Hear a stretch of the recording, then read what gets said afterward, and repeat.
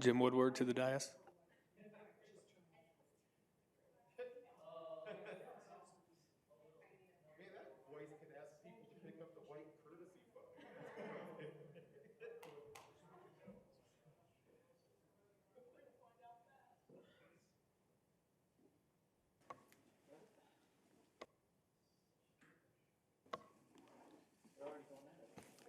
Good evening, everyone. Welcome to tonight's City Council regular meeting. Today's date is Tuesday, January 18th, 2022. We'll start off with a study session item. First up will be Event Supervisor Toni Arnoldy. Will be present to discuss the Plan 2022 events, dates, locations, and times. Good evening. Good evening. Thank you, Mayor and members of Council, for having me tonight. So I'm super excited to come and talk to you about all of the great things that we have planned for 2022. So if you look at the slides, you can see that our event season is going to kick off on April 9th of 2022 this year. We're going to start off with a spring market and extravaganza. These are two awesome events that we've had in the past, but we're going to combine them this year, which is going to be a way to have more things to do for every age group for a longer period of time. So it's going to be a lot of fun that day to come and see some local vendors and do your extravaganza. The next is going to be Celebrate Inglewood, which is going to again be at the Inglewood Police Plaza this year. This is a great way for all of our city departments to come and showcase what they do for the city, in addition to showcasing our nonprofits and service clubs. The Inglewood Market Series in May is going to be one of the market series. We've had some markets in the past, and this year we wanted to make an entire series out of it. So we're looking at having a market every month from May through the end of the year with different locations and areas around the city. So one of them is going to be at the Grow and Gather area, hopefully one at the City Center area, and just different locations, our parks and numerous places around the city. The Volunteer Appreciation Event last year was at Pirates Cove, and we're going to do that again in 2022. So I hope you can all come out and celebrate our awesome volunteers, because we wouldn't be able to do these great events if we didn't have all of them. Another one of the market series, 4th of July, I am happy to report, will be on the 4th of July this year. So that's exciting. Again, at Cornerstone and Bellevue Parks, and we'll have awesome fireworks, and hopefully I'll be able to hang out again like we have in the years past. Summer Concert Series is going to happen every Thursday in July. I don't have any great bands to tell you about quite yet, but I will soon, and I promise you they're going to be awesome, and I hope you come out and enjoy all of those at the City Amphitheater. The Inglewood Market Series, again, July. And then in August, last year we did a silent disco and a food truck frenzy. And this year we're putting the food truck frenzy and silent disco together. So that's going to be a great event, and I hope that you all come out and enjoy. If you haven't been to a silent disco, it's definitely entertaining, if nothing else, just to watch everyone else. Movies in the Park are scheduled for June 25th and August 6th. The movies haven't been announced yet. The Inglewood Block Party is happening on August 27th. It's going to be in the 3400 block of South Broadway.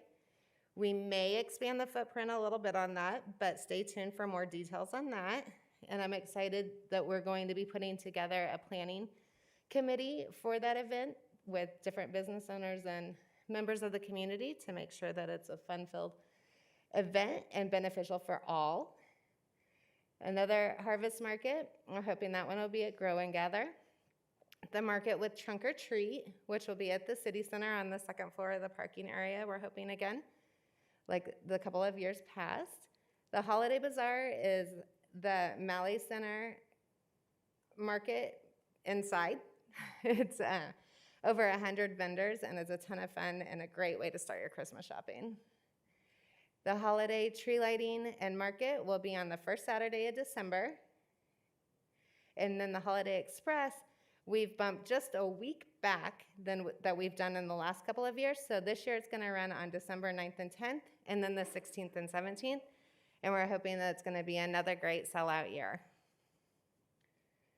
Some of the dates that we haven't determined yet, but events we're definitely planning on, are the Kids Stage, the Neighborhood Nights with Madeline from Communications, the grand reopenings of several of our parks. Pirates Cove is planning some great events for adult swims and possibly live music. And Broken Tee Golf Course is also planning several awesome events. One way that you can always know what's going on in the city is going to be our events website. It's inglewoodco.gov/events.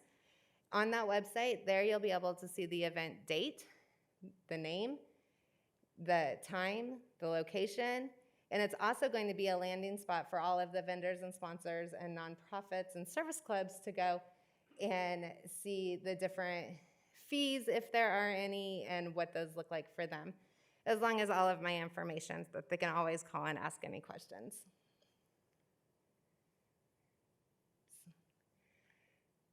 This year, we really want to measure our success since we're kind of back to normal or in our new normal. So some of the different ways that we're going to try to do that is by trying a couple of different pilot methods of tracking events attendance, and those might include the clickers that we do at entry points or a spot during the event that we can then multiply and get a fairly accurate number of people in attendance. The clicks and shares on our social media outlets, and then hopefully some geo-tracking for the larger events like 4th of July and Block Party, where there's no way we can click those entrances because there's so many different entry points.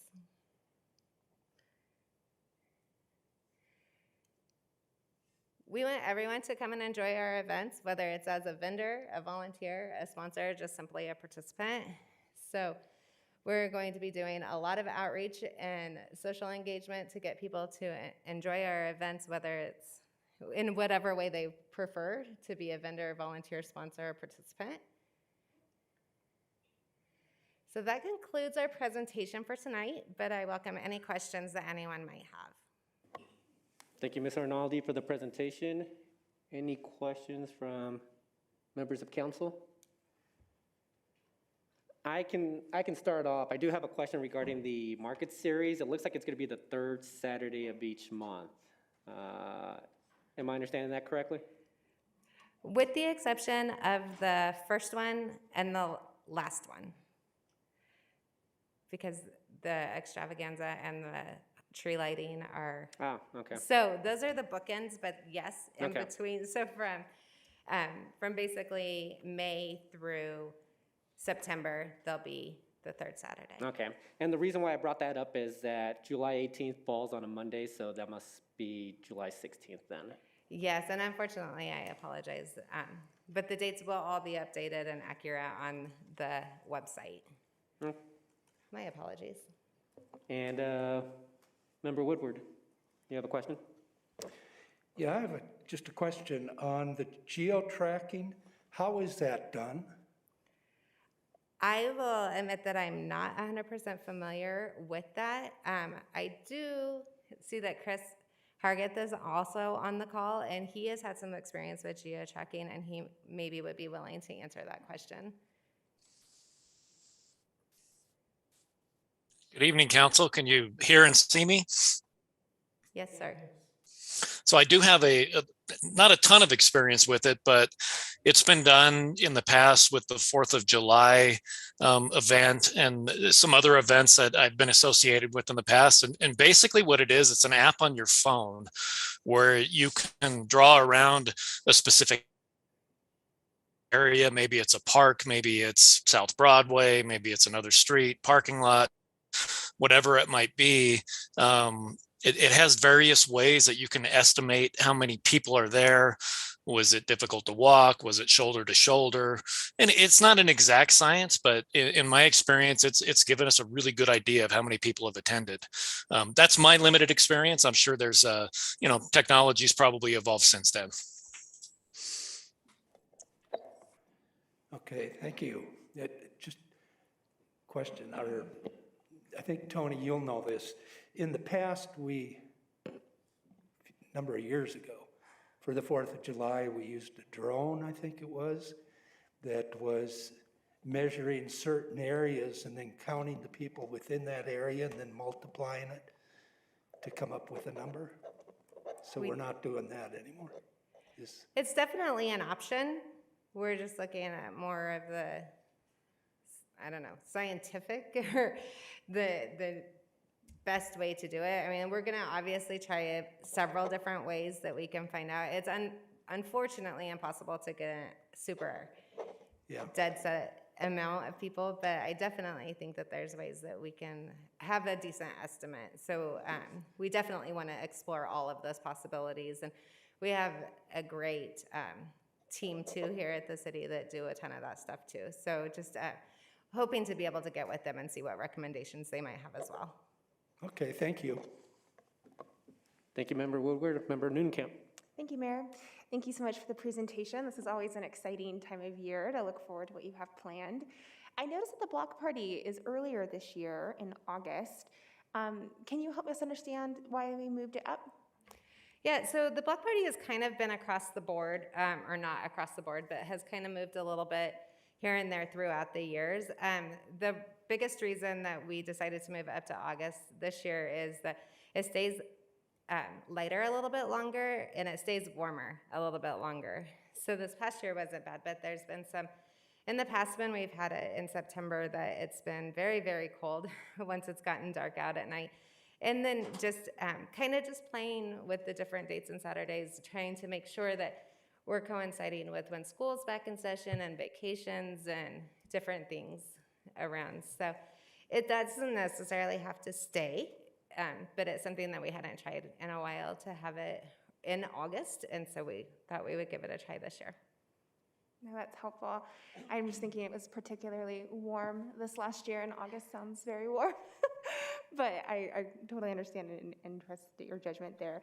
Also, I think you had mentioned that there might be some changes to the way that nonprofits in the community can participate in events this year.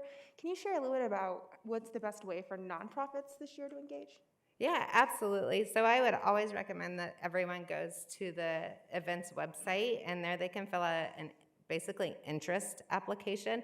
And that just lets us know that they're interested in being a part of it, and that way we can get with them and make sure that we have all of the requirements that might be met if they're selling something, if they're not selling something, if they have food or not food. And it just helps us understand what requirements we have to meet. We have been able to lower the fees for the nonprofits, where in the past it's kind of been a blanket cost for everyone, and we know that that's not always a possibility. So the nonprofits are welcome at all of our events, and we'd love to have them at any of our events. So by changing the fees a little bit, and maybe it's more reasonable for them, more obtainable, and I would love to have them at everything, because I love to showcase all of our nonprofits and our service clubs around the city as well. Great. Thanks for all you do. Thanks. Thank you. Any other questions from council? Member Ward, or Mayor Pro Tem Ward. So for these events, the city has requirements for vendors, different permitting and licensing requirements. And in the past, I've heard some things about some challenges ensuring that a vendor knows that they're signed up for the event, that they know where they need to report to, that they know that they've met all the requirements. How are we ensuring that that gets handled effectively in the upcoming series of events, given that we're having many more events this year, or a seemingly more compact event schedule? Great question. Thank you for that. I have also heard those, questions or concerns, and I want to let you know that we are putting together an events team that is going to meet more frequently and make sure that we're all on the same page and that all of the requirements are the same for everyone. It's also going to be great to have this website where people can go in, and their first step is filling out the application, because then we know that there's an interest. There's also going to be information on the website exactly step-by-step what they need for their type of booth. So whether it's food they're selling, they're just handing stuff out, or they just want to be present. So they're going to be able to access a ton of information on that website, but they're also going to have all of my information. And as they go through the steps, they're going to be notified that this is taken care of and you're on to the next one. Sounds great. Thank you. Any other questions from council? If not, thank you very much for your presentation tonight. Really looking forward to the 2022 events, and it looks like we got quite a few of them lined up, so. Great. Thank you very much, Ms. Thank you all Arnoldy. for your time. All right, council, we're actually a little bit ahead of schedule. Actually, I'll just ask a question, council. Are you guys ready to move forward with the rest of the meeting, or should we take a short break try to get us back aligned? Anybody have us? Short break? I was gonna say, I'm happy to move forward if it's efficient. I just want to make sure that we stay on time for scheduled public comment, so members of the public can come at the right time. Right, thank you. Mayor Pro Tem Ward? I'd suggest taking 15 minutes so that the members of the public who plan on attending public comment can arrive. Thank you, Mayor Pro Tem. Member Russell? Thank you. I agree that we should take a short break so we're closer to the schedule for public comment. Thank you. Anybody else want to weigh in? Looks like I'm fine with meeting again at 6:30, so we'll take about a 13-minute break and we'll reconvene at 6:30.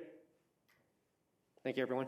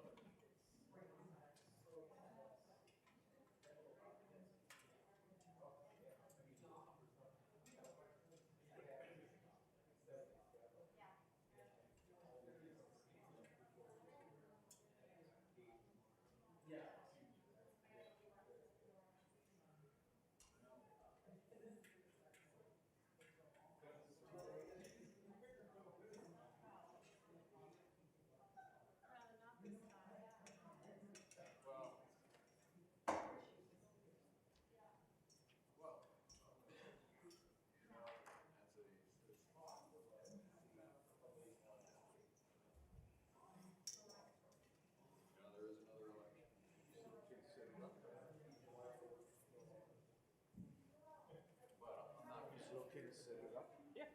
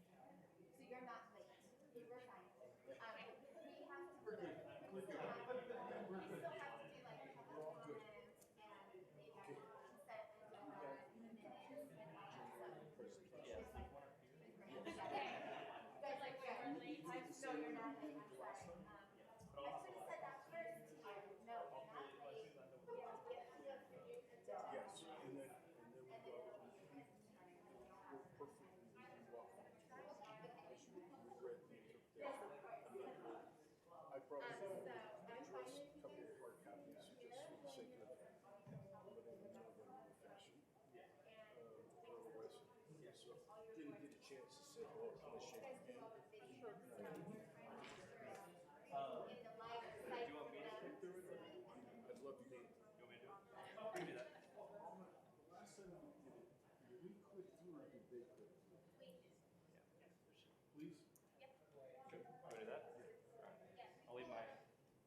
think it's gonna be this computer, but that'll have mine, he said. Thank you. Yep. One, so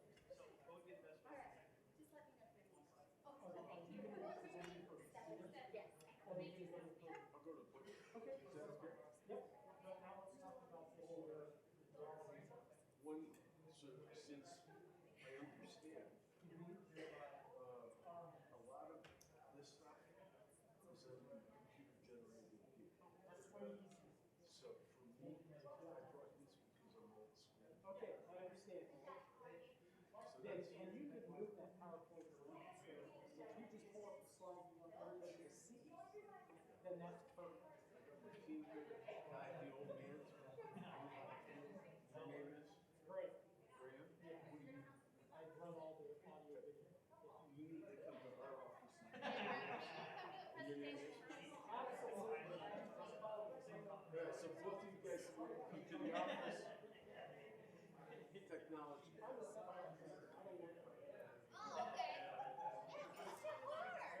Oh, yeah, the justice.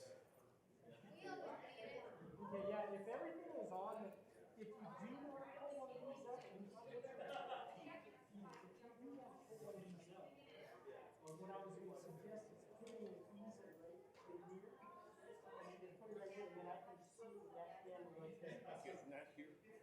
Well, you could Because put, I couldn't- if you put it right here, I can also see it, because if you're here, I got you there. Okay, I would love to do it here. Okay, then when, if you want to, set it right here and just don't stand in front of it. And then I won't be able to see it. Talk to me, you're gonna be here? No, I'm gonna be back there. Yeah. Yes.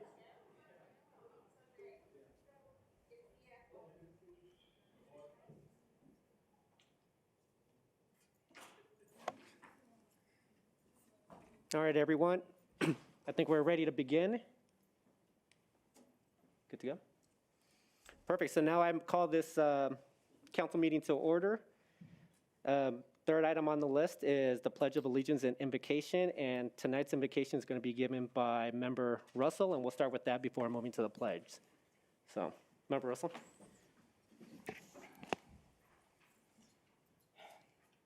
Our gracious Heavenly Father, we thank you for this evening. We thank you that you are the creator and sustainer of life. We thank you for instituting government for our welfare. And Lord, I just pray that you would guide us and direct us tonight in our deliberations.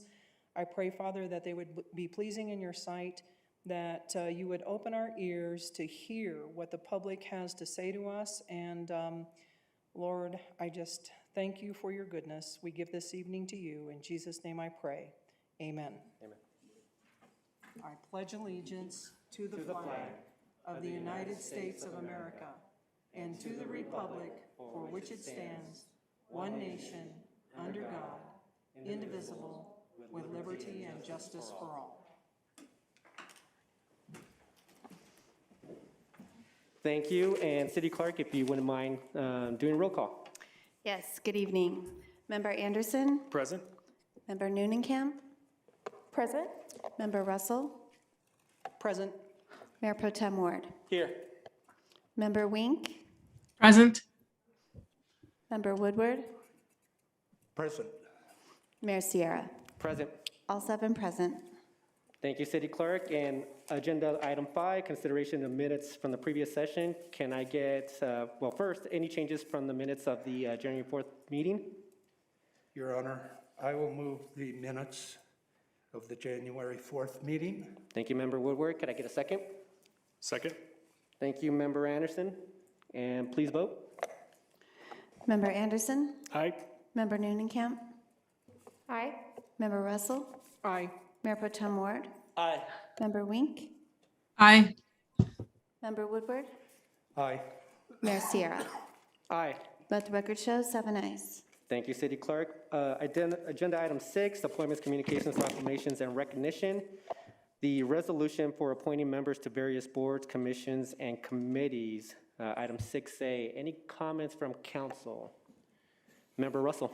Thank you. I would like to discuss the historic preservation appointment before we move on for approval. Go ahead, Member Russell. A point of order. I believe we're not supposed to have any discussion without a motion on the table. That's correct, Member Anderson. Can we get a motion to approve the resolution? I move to approve the resolution. Oh, sorry, not the resolution, Resolution 6A. Resolution 6A, I move to approve it. Thank you, Member Anderson. Can I get a second? I'll second it. Thank you, Member Woodward. And then any comments from council? Member Russell. Now I would like to discuss the appointment for the Historic Preservation Commission. I would like City Council to reconsider the temporary decision that we made. It wasn't really a decision, it was a temporary list of Mary Miles. It says on her application that she has been a resident for 2 years and that she was born and raised in Inglewood. Belinda Porter has been a resident for 36 years. She also was born and raised in Inglewood. She lives in her parents' home. Her father was a retired police officer, and her mother was on the school board. And Belinda also ran for city council, and the councils used to tell candidates that lost they should apply for a board or commission. And a person that is willing to commit finances and time to run for city council is pretty committed. I think also the fact that Ms. Porter has owns a residence in Inglewood, and that Ms. Miles, one of the things that she said in her application was she had to step down and she wanted to be appointed back to that board that she was on. Well, that board was not the Historic Preservation Board, it was the Public Library Board. And so I would like this council to reconsider appointing Belinda Porter to the Historic Preservation Commission rather than Ms. Miles, and perhaps Ms. Miles could reapply the next appointment for the Library Board. Thank you. Thank you, Member Russell. Member Woodward. In doing that, Belinda Porter would end up being on 3 different boards: the Election Commission, the Non-Emergency Pension Board, and then the Historic Preservation Committee. I think if we have somebody that's available, and I'm not so sure that it matters how long you've been here. I think it matters more how committed you are. I think I would go with Mary to give another citizen the opportunity to be on a board. Can I respond to that, Mayor? Member Russell. What I would like to say is I believe that Belinda Porter is going to have to decline the NERP board because she thought it was at 4 o'clock. The website said 4 p.m. and she does have a job, and so she's going to have to step down for that, leaving her on the Election Commission, which rarely meets, maybe once a year. Thank you. Thank you, Member Russell. Member Russell, did you want to make a motion to amend? Yes, thank you. I move that we amend the Historic Preservation candidate to be Belinda Porter. Thank you, Member Russell. Could I have a second? I'll second. Thank you, Member Anderson. Any comments from council? Yes, I would Member ask Woodward. the mayor then to get in touch with Mary Miles and see if she would be able to be on the non-emergency pension board. Thank you, Member Woodward. Any other comments? Mayor Pro Tem Ward. I just have one comment, and that's not specific to the appointment of Ms. Porter, who, for the record, was my opponent in the most recent campaign. I would be just as comfortable with either one of these individuals on this particular board. The subject of renters versus homeowners came up. And I want to just go on the record as saying a renter who wants to serve this community is just as important to me as a homeowner who wants to serve this community. Both of them are part of our community, and I don't think it's a litmus test as to whether or not you want to purchase or can afford a home. So I'm not compelled by that particular reasoning. Mayor, Councilmember Wink has her hand up. Member Wing, sorry about that. Thank you, Clerk Carlisle. Yeah, my consideration is also, we tend to ask each candidate that has applied for multiple boards / commissions whether or not they are in fact willing to serve on others, or even those who haven't indicated, right? So we tend to, as practice, ask, if not able to appoint you to the boards that you've indicated you have interest in, would you be able? So did we actually ask Ms. Miles if she did have interest in other boards, or the flexibility or ability to serve on other boards and commissions? I mean, remember Woodward suggested we reach out to her. Did we find that information out? I can't recall. Thank you, Member Wink. And I guess City Clerk Carlisle, you may not have the answer to that, but I know that she asked for just the 2 boards that we spoke of, the Library Board and the Historic Preservation, but not sure of any others. Deputy Okay. Clerk McKinnon is online if we need to ask her a specific question. Yeah, City Clerk McKinnon, if you have the answer. On her application, she was able to be on the Library Board and the Historic Preservation Commission. I only reached out to the 4 candidates that we had talked about on the other boards, which all said they could be on the board, on those other boards, but I did not reach out to Mary. I don't remember if during the interviews, if we've asked that question to her. All right, that's fair. Thank you, Mayor. Thank you, Member Wink. Member Anderson. Thank you, Mayor. And I really, when we were having this discussion last week, really wanted to see Ms. Porter on the Historic Preservation Commission. But as we kind of started placing people into slots, I just didn't see a way to do that in such a way that allowed us to fill all the slots and also allow the maximum number of people to get the slots that they had requested. So I know I seconded this for the discussion, and I wish I could support it, but I am actually going to vote against this just because I think the way we have it configured now is as far as I can tell, is the best optimization of getting everybody into a slot that we need filled. Thank you, Member Anderson. Any other comments from council? If not, can we please vote on the amendment? Member Anderson. Nay. Member Noonenkamp. Nay. Member Russell. Aye. Mayor Pro Tem Ward. Nay. Member Wink. Nay. Member Woodward. Mayor Sierra. Nay. Let the record show 6 nays and 1 aye. Thank you, City Clerk. And can we now vote on the original motion of the resolution appointing members to various boards, commissions, and committees? And we do have a first, we have a second. Any other comments from council? Seeing none, can we please vote? Member Anderson. Aye. Member Noonenkamp. Aye. Member Russell. Aye. Mayor Pro Tem Ward. Aye. Member Wink. Aye. Member Woodward. Mayor Sierra. Aye. Let the record show 7 ayes. Thank you, City Clerk. Moving on to agenda item 7, recognition of scheduled public comment. The deadline to sign up to speak for scheduled public comment is Wednesday by 5 p.m. prior to the meeting through the City Clerk's office. This is an opportunity for the public to address City Council. There is an expectation that the presentation will be conducted in a respectful manner. Council may ask questions for clarification, but there will not be any dialogue. Please limit your presentations to 5 minutes, and any written materials for presentation to council may be submitted to the City Clerk. And first up tonight is Ms. Patty Meek, an Inglewood resident, will address council regarding composting.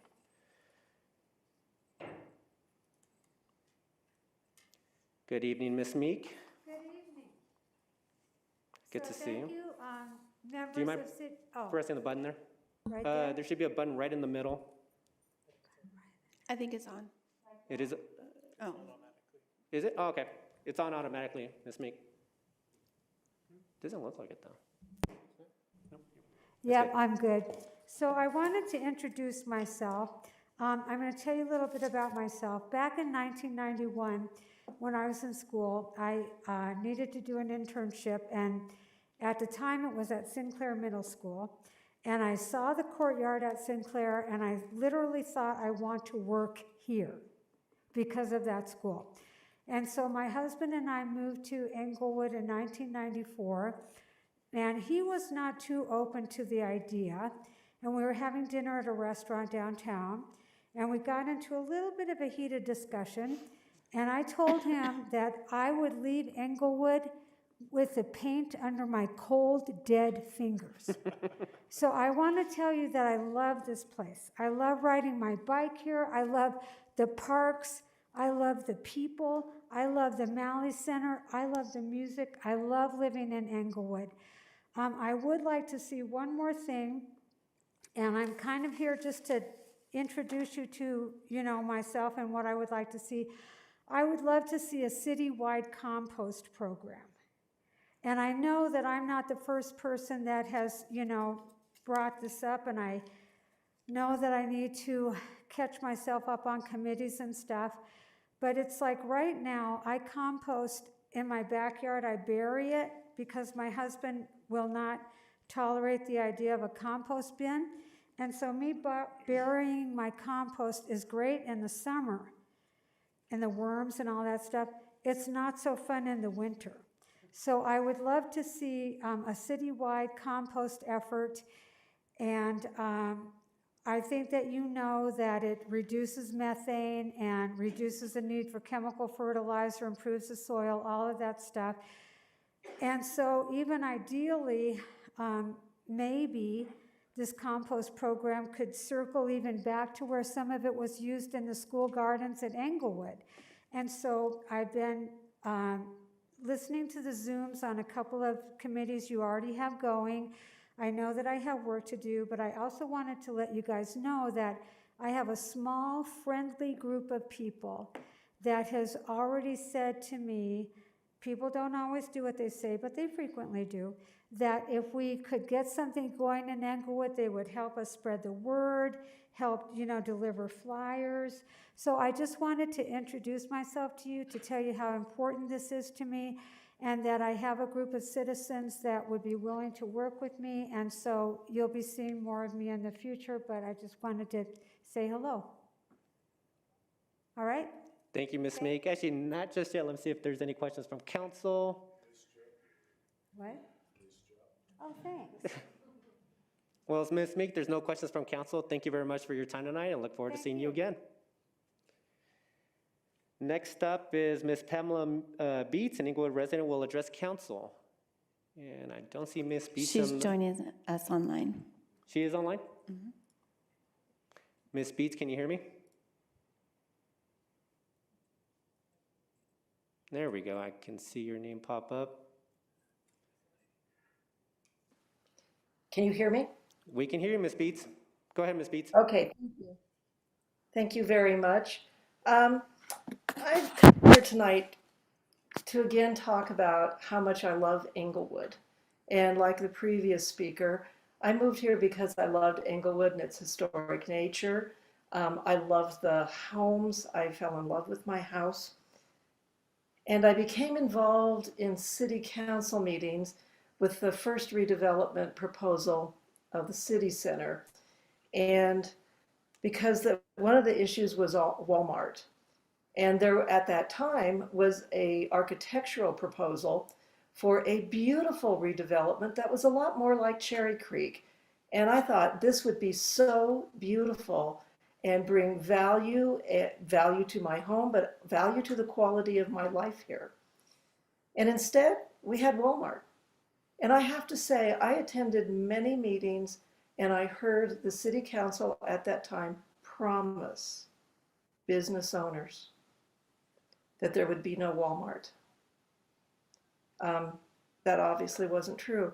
And over the years, as I've become involved in several issues, one of them, as you know, is development, I have found for myself that I feel like I am not a valued resident here. And in talking to people this past summer about several issues, some in my neighborhood, some other bigger issues, there are a lot of people here who don't feel valued as residents. People feel like they're being shoved out for big developments. They feel like they're not good enough to live here. And actually, that's one thing I said at a meeting a couple of years ago. I asked, what am I not good enough to live here anymore? And that's kind of how I feel, not good enough to live here anymore. I don't know so much my age, but I'm pretty sure it's my income. You know, and I looked, in thinking about this, I looked over a number of issues where there were significant numbers of people that did not want particular issues to pass or be available in Englewood. One of them was Walmart, Kent Place, marijuana dispensaries, the Shriner Building redevelopment. There was a lot of neighborhood pushback on that. Same with the apartments at Flood Middle School. Lots of neighborhood disagreement, not even disagreement. They just didn't want the apartments in there because they knew what would happen. More crime, more noise, parking problems.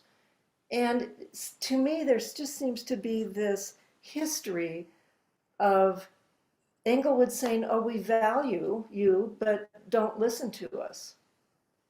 In the public hearing for the Inglewood redevelopment of the city center, the presenter said, actually called us restricted income and workforce residents. And I find that highly offensive. There are a lot of hard-working, really good people here at Inglewood. You didn't talk to the person who bought a little tiny house and, you know, put blood, sweat, and tears in it to refurbish it and renew it, and is now worried about the march of the row houses coming down the block and how it's going to affect her quality of life. You don't talk to the person who has a generational home and is worried about the same thing. And the only way they can take care of their adult disabled child is by having a house they can afford. Do you see this tiny house in some of these neighborhoods that has an impeccable garden, impeccably kept? And you go through the back gate of the garden, and it's tiny. I mean, it's tiny. There's a tiny garage, but it's filled with fruit trees and flowers and garden vegetable beds and a place for kids to play. Those are the people who live here. Those are the people I'm asking you to represent. You say, you know, we want someone on the historic committee that really knows about the history of Inglewood or values it. But I don't know that you do. I don't know that you value us. And I think of something Penfield Tate said not long ago on a TV program. He was speaking about the city of Denver, and I'm going to paraphrase. He said, Denver needs to listen to its residents and get out of bed with the developers. And I think that applies somewhat to Inglewood. And, you know, the other thing, I talked to a lot of residents this past year. They all said, surprisingly to me and unasked for, there were 3 things in common that they all said about the city of Inglewood. And I was surprised and actually kind of appalled. But I will leave my Ms. presentation. Beets, you're out of time. You're right at 5 minutes. Thank you, Ms. Beets. Any questions from council? Member Russell. Thank you. I would like to know the 3 things that the people said. Okay, all I can say is don't shoot the messenger. And I did not ask for these comments. I want to clarify that. These were all volunteered, and about 90% of the people I talked to volunteered these statements. They didn't believe coming to city council, they'd be valued, respected, or listened to, or their needs met in any way.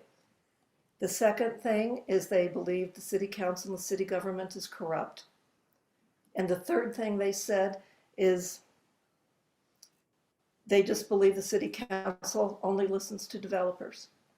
And it was across the board, and it was almost the same language. Thank you, Ms. Beets. I appreciate that. Thank you. Any other questions from council? Seeing none, Ms. Beets, thank you very much for your time tonight. And actually, I should have mentioned this at the beginning. Were you looking to speak during the public hearing tonight as well? No, I wasn't. Okay, Ms. Beets, thank you very much for your time tonight. Thank you. And moving on, that concludes scheduled public comments. We're now moving on to recognition of unscheduled public comment. I guess I should have mentioned Ms. Member Nooncamp will be providing a response to members of our Inglewood constituents. Mayor, just a point of order before we continue. Our Inglewood Municipal Code requires stating name and location or major cross streets before giving that's public right. comment.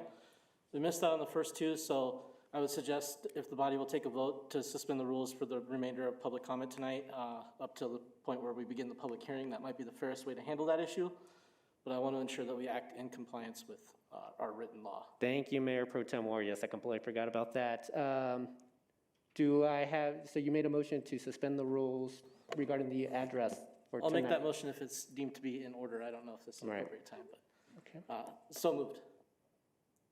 Do I have a second? I will second that. Any other comments? If not, can we please vote? Member Anderson? Nay. Member Newnenkamp? Nay? Member Russell? Nay. Mayor Pro Tem Ward? Aye. Member Wink? Aye. Member Woodward? Nay. Mayor Sierra? Aye. Let the record show 3 ayes and 4 nays. Thank you, City Clerk, and thank you very much for the reminder, Mayor Pro Tem. So we will continue with the roll. So recognition of unscheduled public comment. Same as before, council may ask questions for clarification, but please limit your presentation to 3 minutes. And first up is Mr. Edward Kahn. Mr. Kahn. Good evening, Mr. Kahn. If you would please state your name and your address or your cross streets. Yes, my name is Edward Kahn. I live at 4801 South Sherman, Cross Street, Layton and Sherman. I've addressed this council before, approximately, it's going on now 3.5 to 4 months. I was unable to come here in December. I'd like to apologize to the council for that.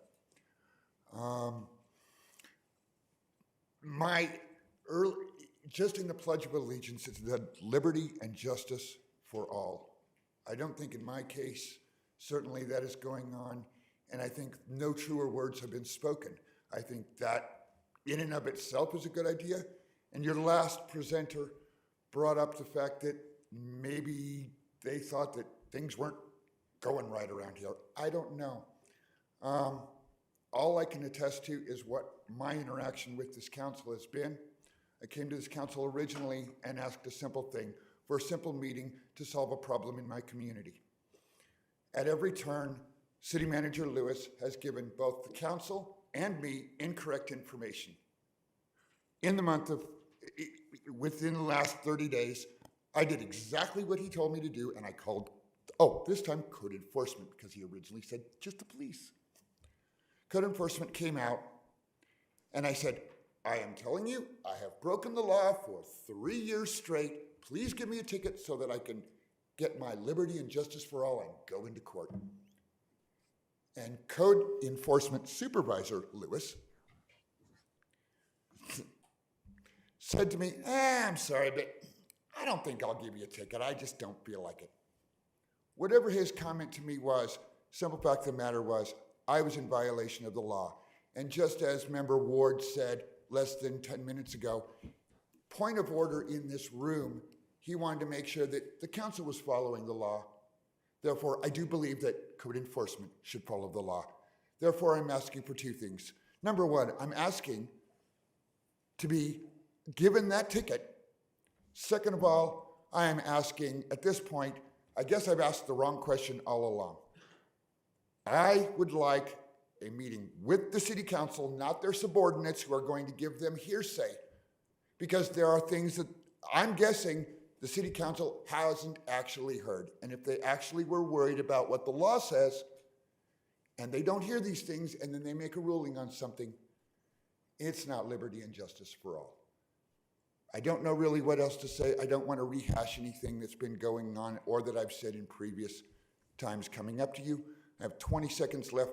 I am respectfully asking for that meeting with all interested parties with the council, not their subordinates. Thank you. Thank you, Mr. Khan. Any questions from council? Seeing none, Mr. Khan, thank you very much. Thank you.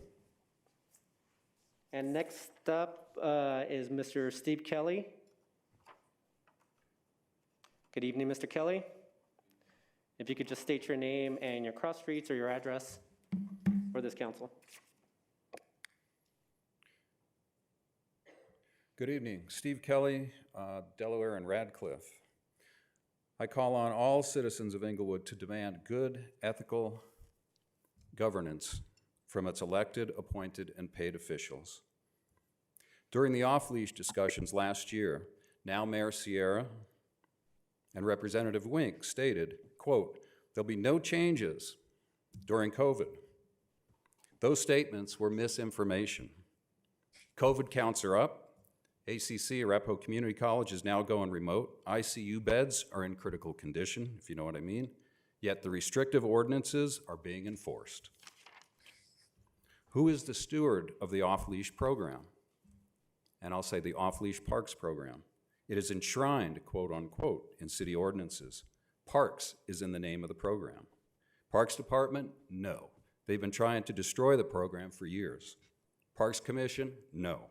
Code enforcement, no. And I have a problem with the 143, quote, violation, unquote, that was given as a number during the study session.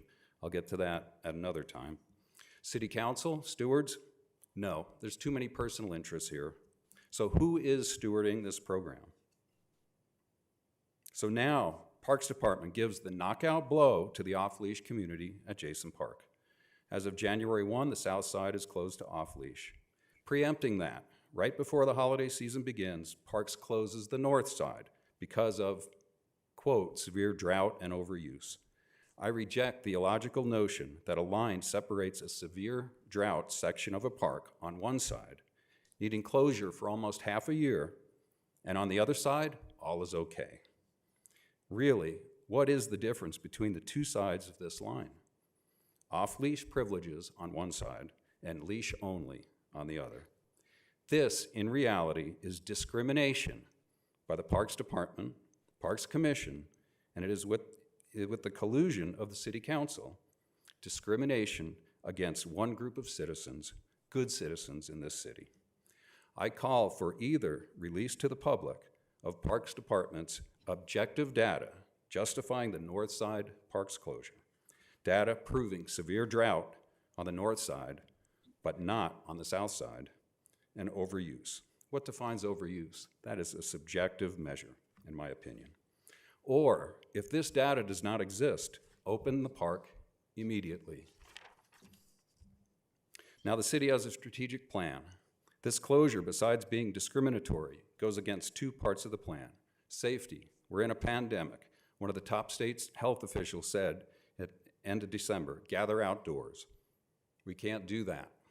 City legislated away the largest off-leash open spaces for dogs, and Parks now closes the largest space left.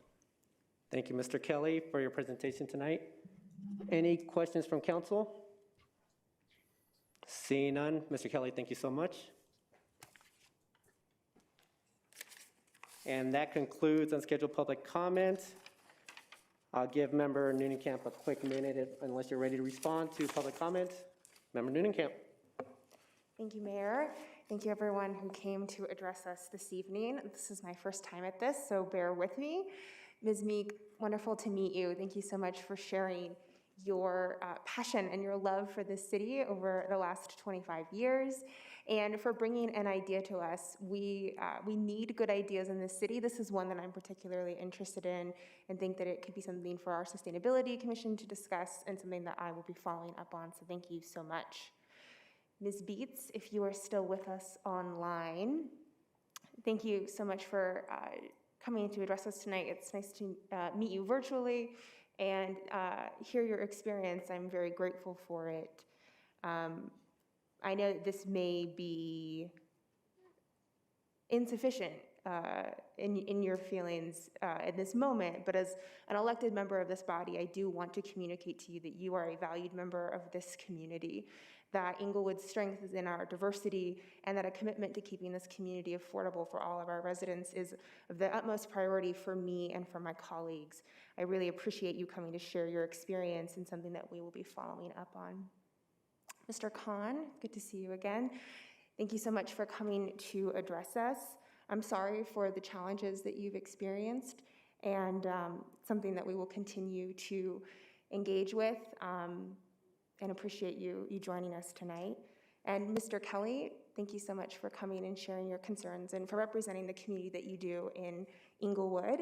As you know, I was not a member of this body last year during the study session and during that decision-making process. And as you also know, we are trying to steward the taxpayer-funded resources that we have in this community to the best of our ability and to ensure that they're available for the most number of residents possible. I really appreciate you bringing some of the questions that you did tonight and something that I'll be following up on as well. So thank you so much. Thank you, Mayor.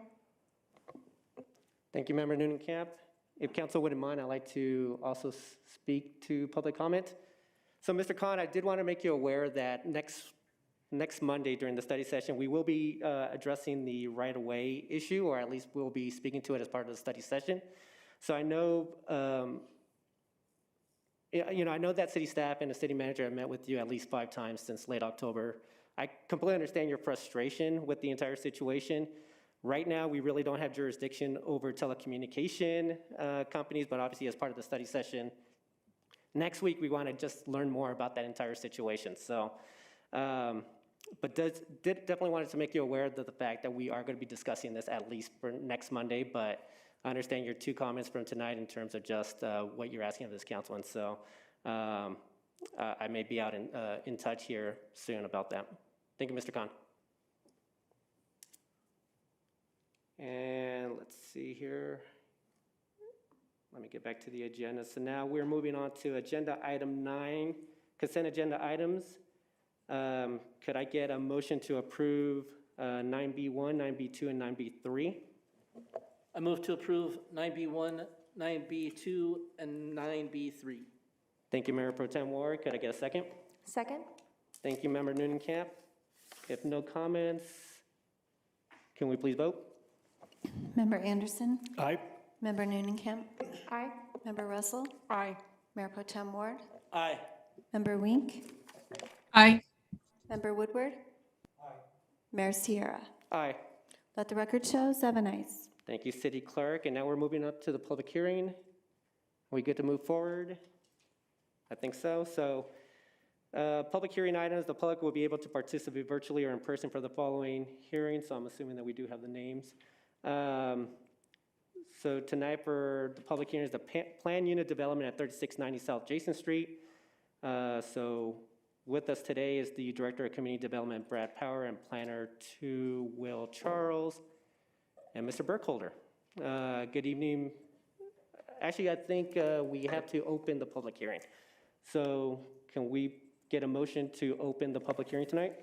I move to open the public hearing on the planned unit development at 3690 South Jason Street. Second. Thank you, Member Anderson and Mayor Pro Tem Ward. Can we please vote? Member Anderson? Aye. Member Noonan-Camp? Aye. Member Russell? Aye. Mayor Pro Tem Ward? Aye. Member Wink? Aye. Member Woodward? Aye. Mayor Sierra?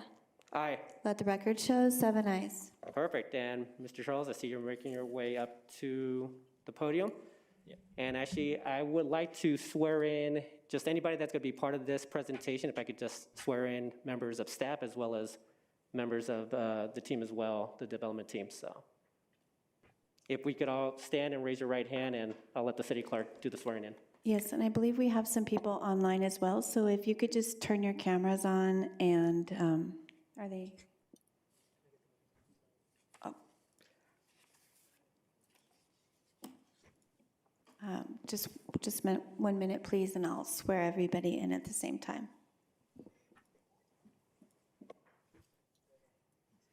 Yeah, so if you're joining us virtually, if you could just also raise your right hand. Do you swear or affirm to tell the truth, the whole truth, and nothing but the truth in this matter now being heard by the Inglewood City Council? I do. So when you do speak, if you could just do your name and title or position for the record, please. Okay. Thank you, Planner Charles. Go ahead. Yeah. So Will Charles, Planner 2, and I think need to go forward for the presentation. If not, I have it on my laptop, but I'm unsure if it's on this one or not. Oh, it's the clicker? Okay, so it starts with that one. Let me see if mine's at the end. I can just go backwards. Sorry, I'm spoiling your presentation. Yep. Okay. Sorry about that. All right. So, yes, tonight, as mentioned with the raising of the hands, I'll be the one giving the staff report, but there are also members from our Public Works as well as our Utilities Department here, virtually as well as in person. This was reviewed by all city departments. The site in question is 3690 South Jason Street. Currently, this is the site of the Elks Lodge, just south of the location we're at currently. The current zone district that we're discussing is I-1 Light Industrial. The site is approximately 1.12 acres. For reference, yes, it's just south of the property we're on now. Other developments in the area would be the Earth Treks just across the street, as well as the Fifield Inglewood Station that was approved last year for a planned unit development. To give just a brief overview of the project, it's a proposal for 66 residential units. It'll be comprised of 2 different building types, one being a 55-unit, 4-story structure, more towards the northwest portion of the site, as well as 11 carriage units over garages, which kind of straddles the alley on the east side of the property. This would be for a proposal to change the zoning to planned unit development, with the only use on the property being residential. The property is also being proposed to be 55 feet in height. The property will also boast increased landscaping above what would be required by an industrial site on that property, as well as it'll have 96 off-street parking spaces. These are just a couple of elevations of the property. So the top portion being the 55-unit, 4-story structure, the bottom portion being the carriage structures, as well as a site plan. So on this, the north is the left of the property, or the left of the presentation. So you can see the 4-story structure on the bottom left or northwest, as well as the carriage garages on the top of the picture or the east of the property. As far as code modifications or things that, if this was a use by right development, what it would be required to have is, under the code, it would be required to have at least 8% landscaping. The applicant is proposing 12.5%. As far as building height, in the I-1 zone district, there is no building height requirement or no maximum height. The applicant would cap themselves at 55 feet in height. As far as parking, they would be asking for reduction for a similar type of structure in a use by right development, so they would be having 96 spaces instead of 112. As far as setbacks, they would also be increasing those. In the I-1, there are no minimum setback requirements, and they would have varying from 0 to 5. And then as well as for uses, which is the reason for asking for the planned unit development, it would be purely residential allowed on the property as opposed to the I-1 light industrial uses.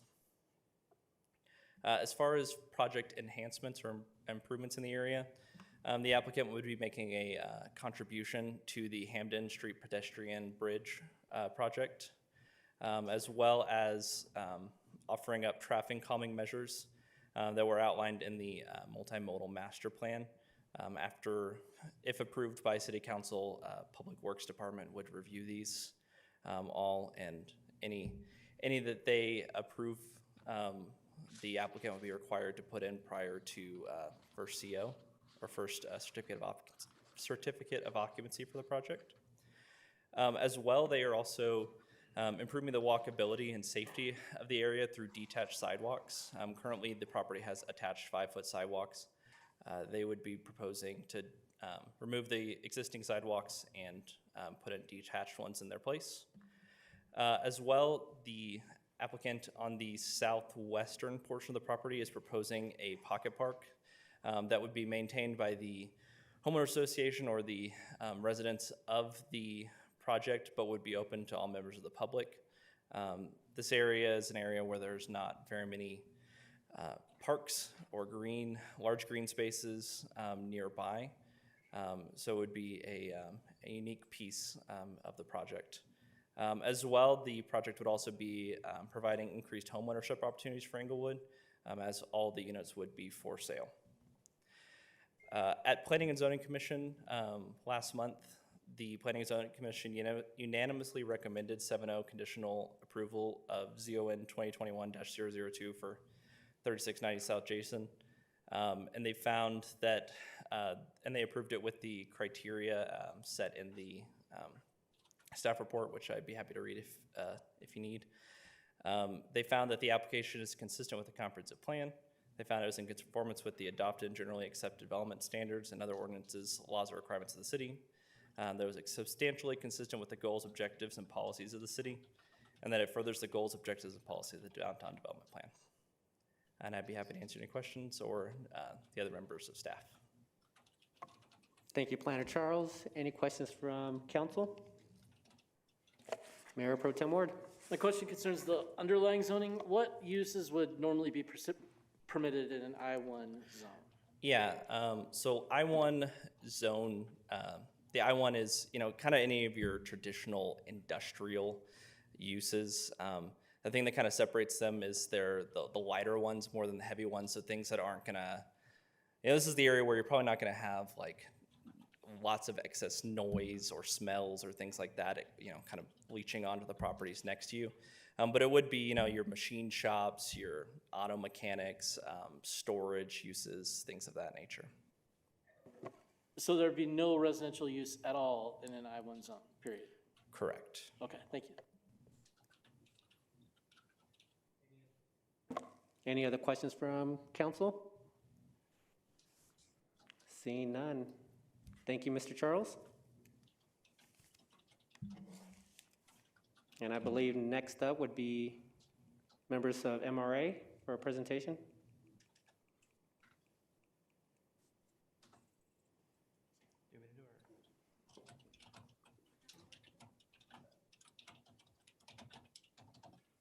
Good evening. If you could just introduce yourself.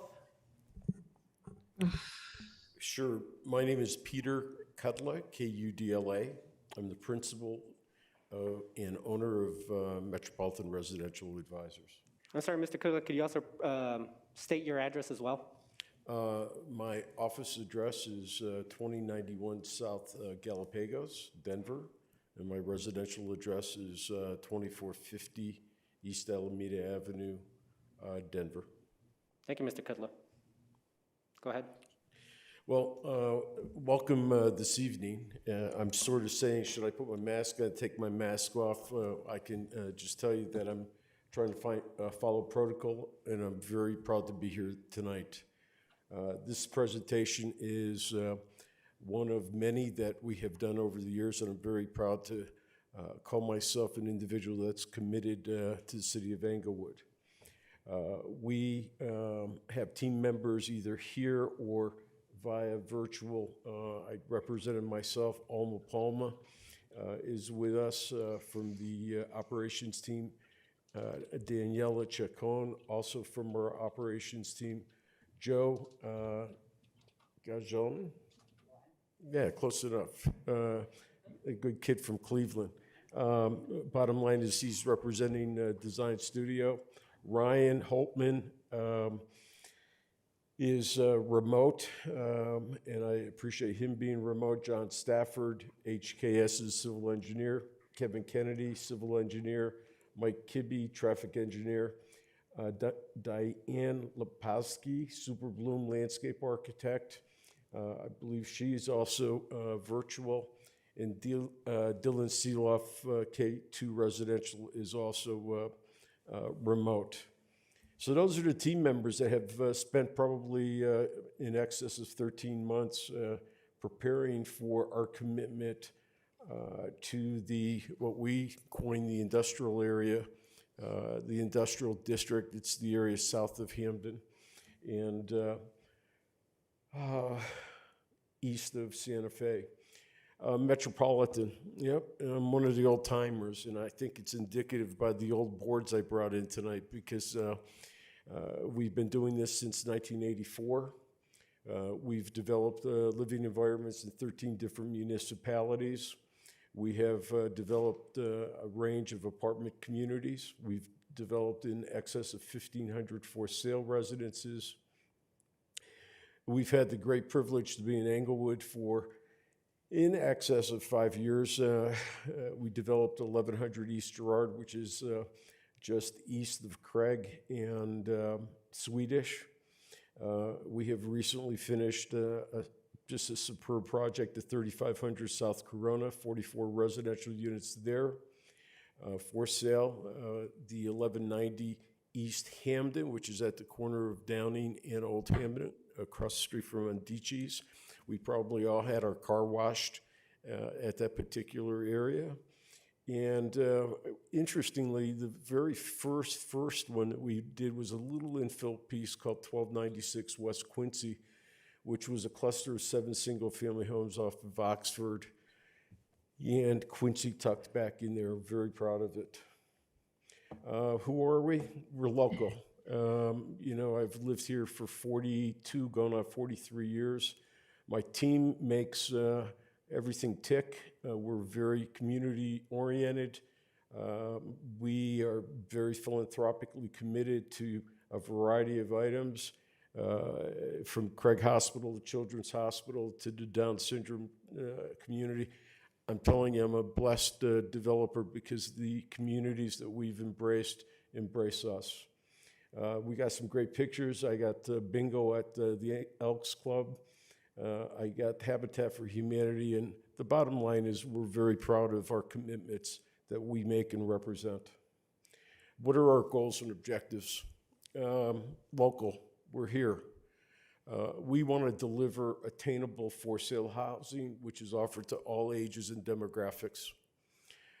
We are maintenance-free type of developers. I mean, I've been doing these types of communities for a long period of time, and I felt that we needed housing diversification that provided a range of opportunities for different residences. These residences are scheduled to be for sale between a range of 275 to 400. In this particular case, we're going to take unfortunately, a declining membership, a declining building, and increase the tax base from about 0 to 110, 120, depending on the mill levies.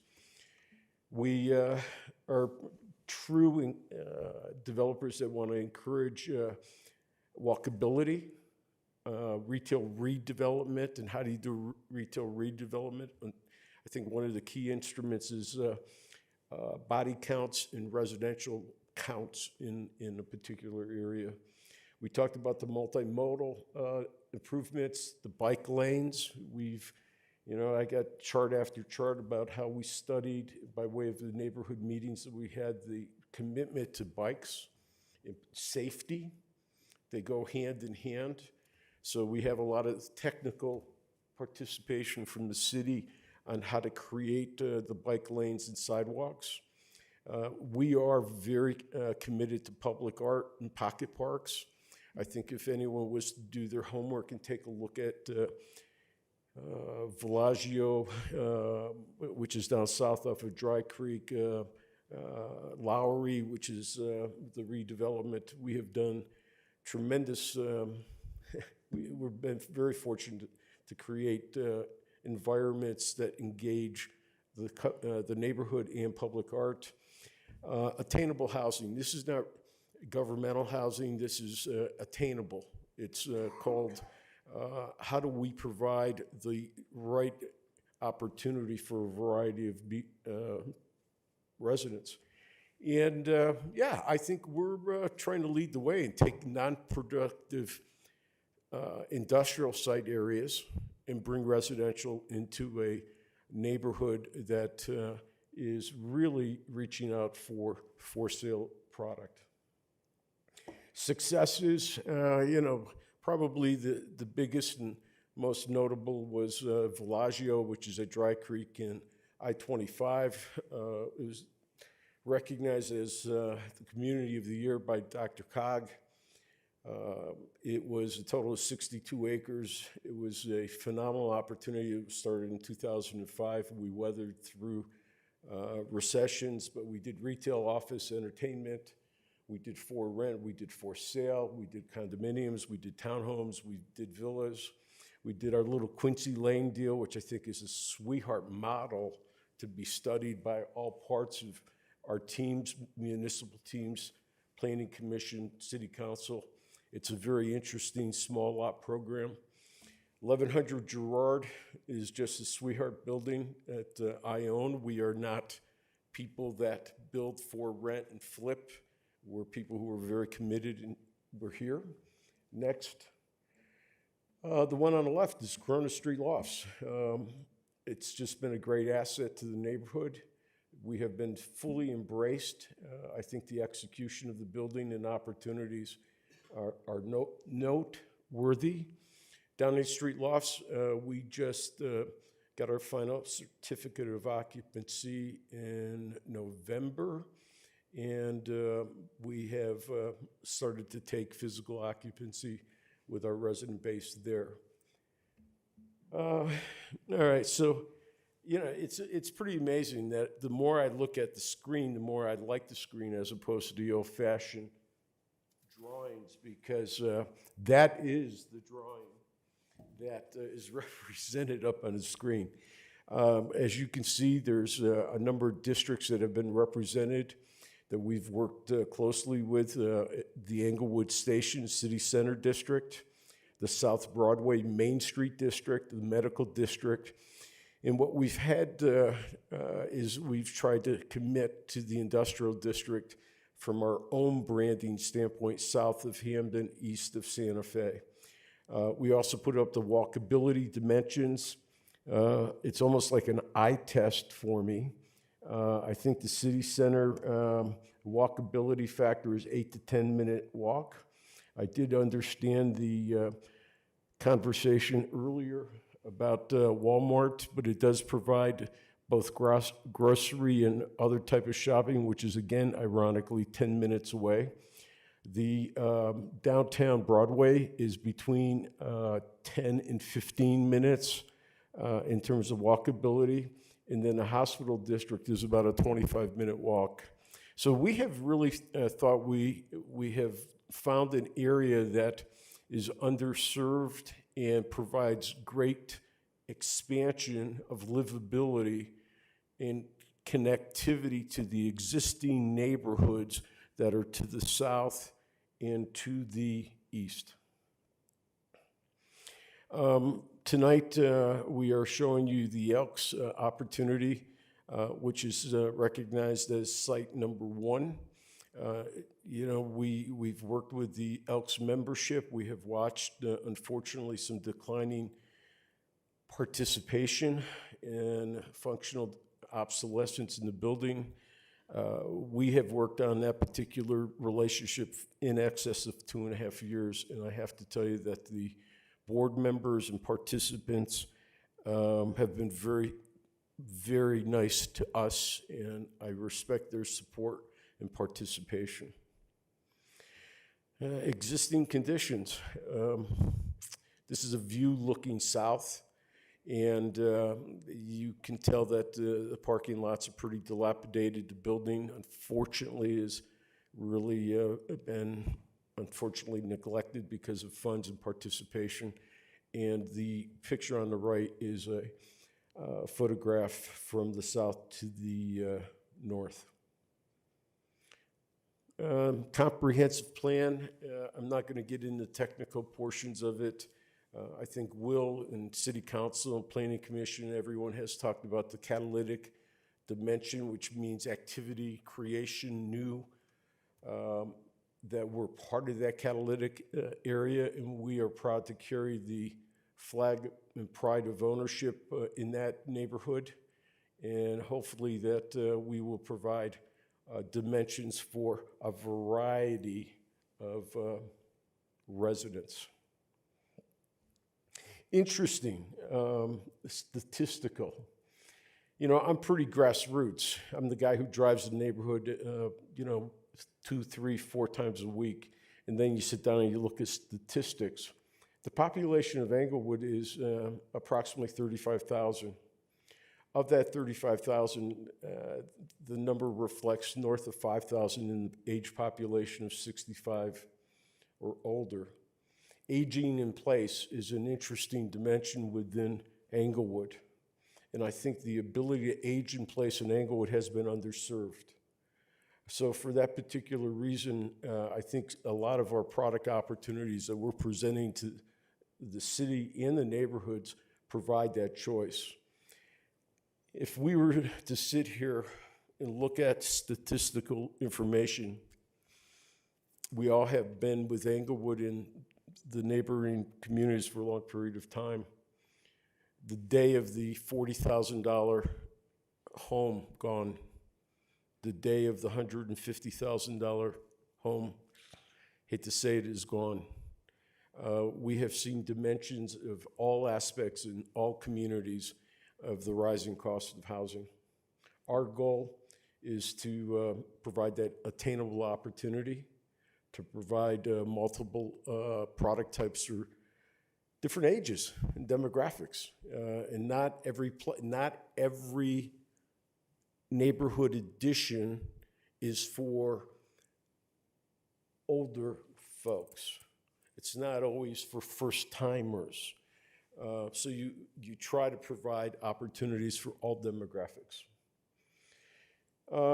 Development summary, I often kid Will, I love the colored pictures. He had lots of black and whites. It's a 4-story building, elevated, 2 elevators in the building at either end, services and provides opportunity for accessibility, which is a priority for me. The property will have a total of 67 private garages, so every resident unit, every unit will have its own private garage, and some of those 67 will have 2-car garages. So there's a total of 96 total spaces in the overall community. Bicycle parking, very indicative of what we did at Girard, Corona, Downing.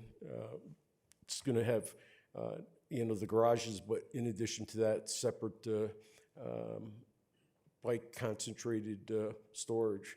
Composition includes what we call a carriage unit, which is a horizontal living space over some of the perimeter buildings. And all of the homes are concentration of 2-bedroom, 2-bath homes, which we think is a necessity in today's market. And the on-site stormwater, we all are very cognizant of the challenges that our community has faced and will continue to face, that we have proper drainage. So we have worked closely with the engineering departments, ours in addition to the city, to provide the appropriate measured storm water quality. Alma, you're doing a great job. The small little carriage units, of which, Joe, I think there's only 12 of those. 11, so they range in square footage around 570, affordable, to a large 2-bedroom, 2-bath size of 828. Now, this is not, and the average size when you blended everything together was 760 square feet.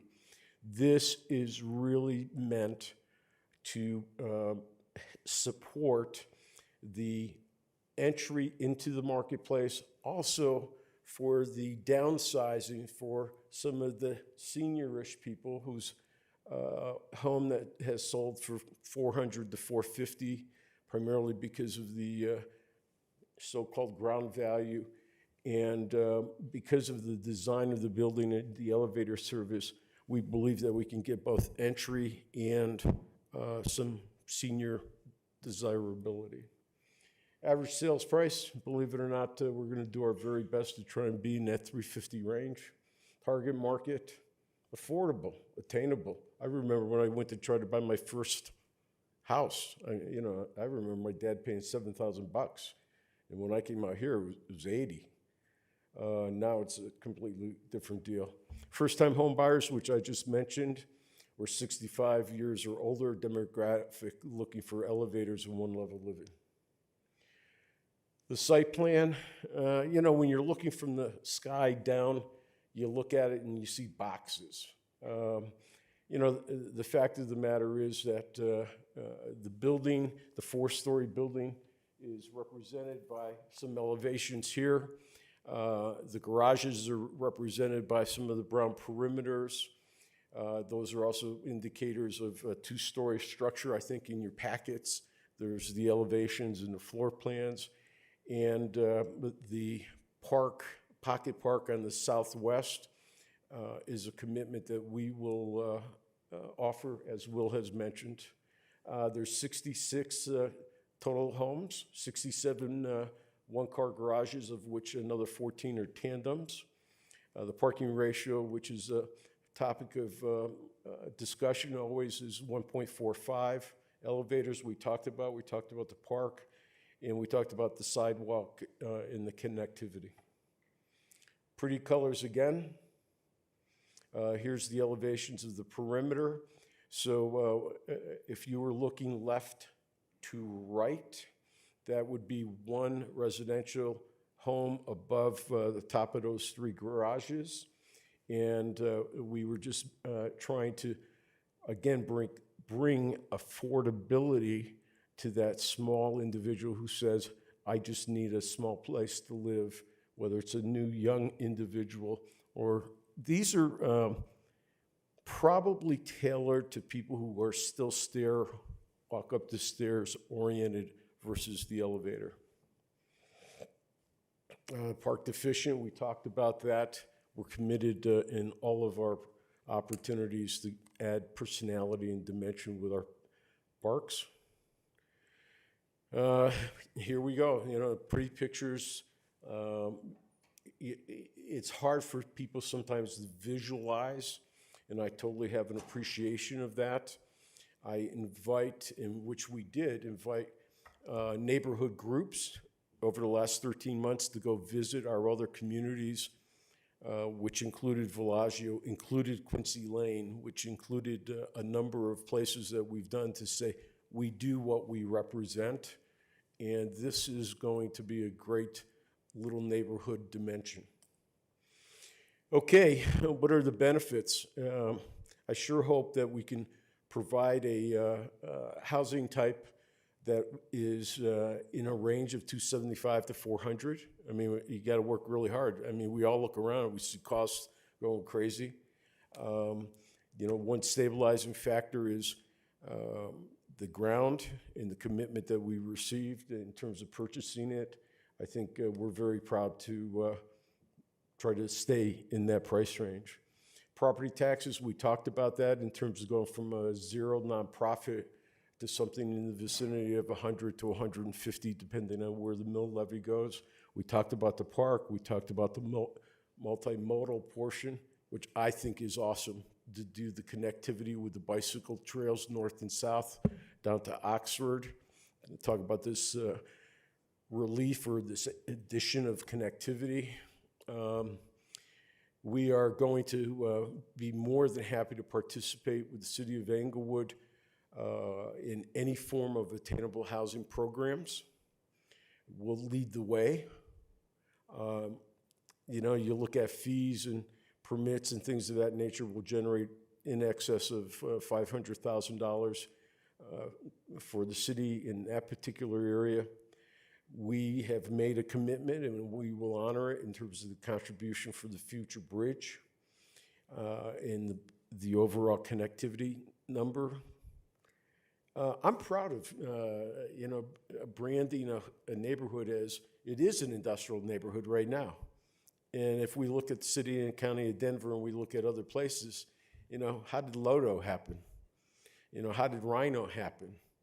How did, one day I'm proud to say that we're going to be part of an area south of the city center that's going to be ahead of its time, and I'm proud to be there. And guess what? We're going to support local businesses. You need rooftops to generate revenue. Next. Boom. I think that's it. So, as quick as I could do it. That's your cue, Mr. Kudla. Thank you very much for your presentation. Any questions for members of council? Member Newnenkamp, start us off. Thank you so much for the presentation and for being here this evening. On the carriage units that you were referring to, are those studios? Yes, another word is a studio. It's 570 square feet. I think the plans are submitted, yes, but that is exactly what it is. And there's 11 of those. Is that correct? Out of the 67. 66, Joe. Yeah. Okay. Thank you. Member Woodward. Yeah, a couple of questions. All the units the layouts are on one floor, correct? One level living, yes. Yes, okay. And let's see, on the park, could you go back to that park slide? Sure. I was interested in what is the art pieces that you're looking at there? You know, I think that's a great question, and you're looking at the individual who will probably make the ultimate decision of what goes there. So I think we're going to try and keep a little bit of the industrial look. If you see some of the representations to the first two on the left, I think that we want to tie together with the neighborhood. We're working very closely with Diane Lipinski from Bloom to do a selection process. It's not like we slide down the street and you just get a piece of public art and put it there. They will be strategically designed and signatured by me. Yep, I know what you mean. Very good. So there's no play area in the park area. I mean, it's what, 18 feet deep, I think? Joe, can you help me with the depth, the dimensions? Roughly 19'6" deep. Okay. And roughly 120 feet long.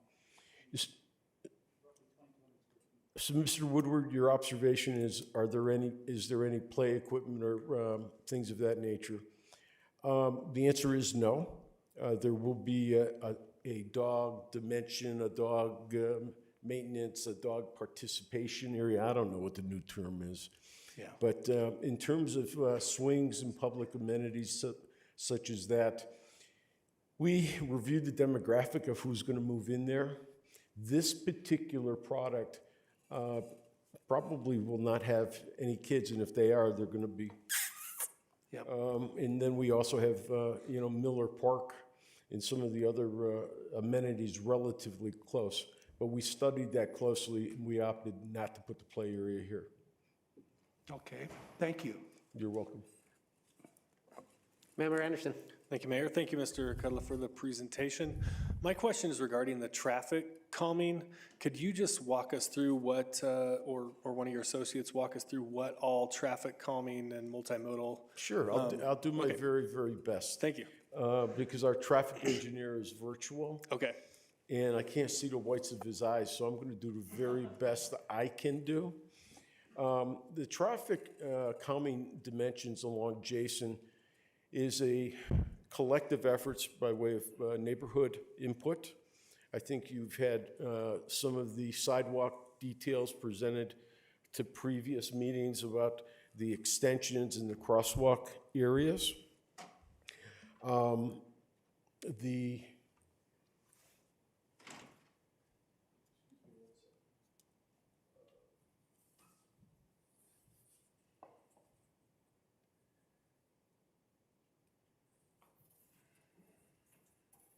So first,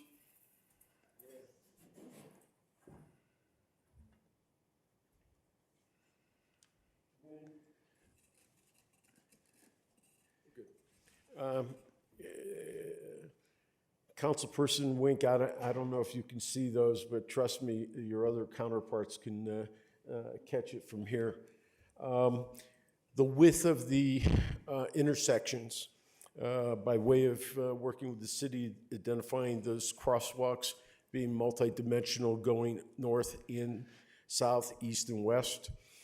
We are also proposing the bike lane creation, formal creation, and parking areas that will be publicly defined. North and south adjacent is one of the commitments that we have.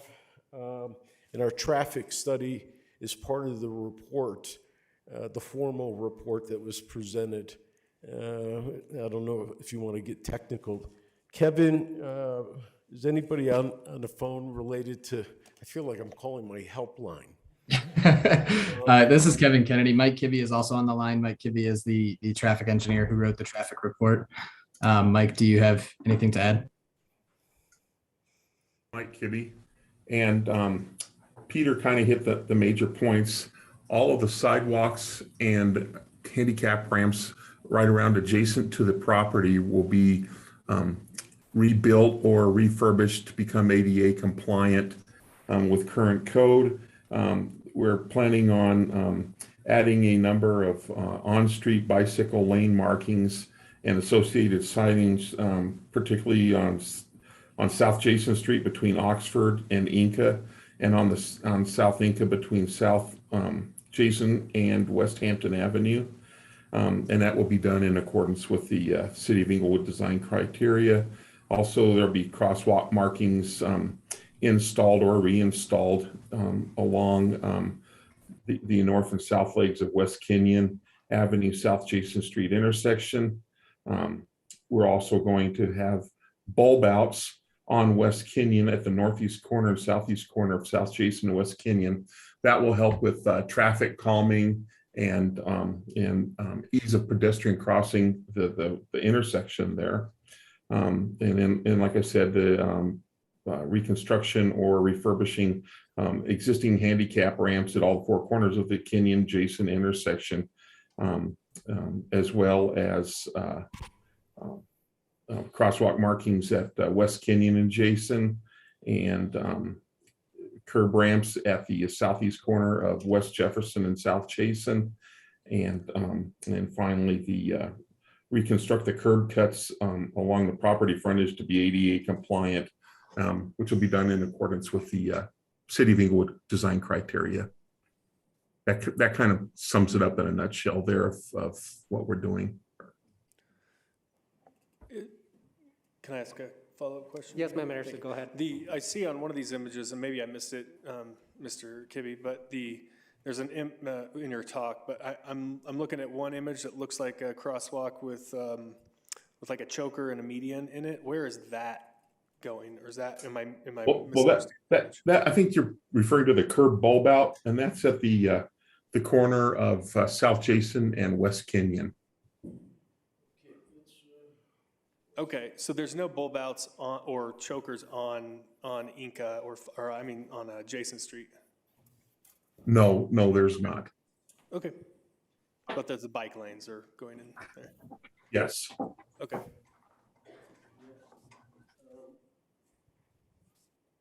Once again, I think the technical presentation and the representation, I can only depend on the city's interpretation of where those lanes and those crosswalks were, and plans would reflect that. Very good. Thank you. Thank you for the helpful information.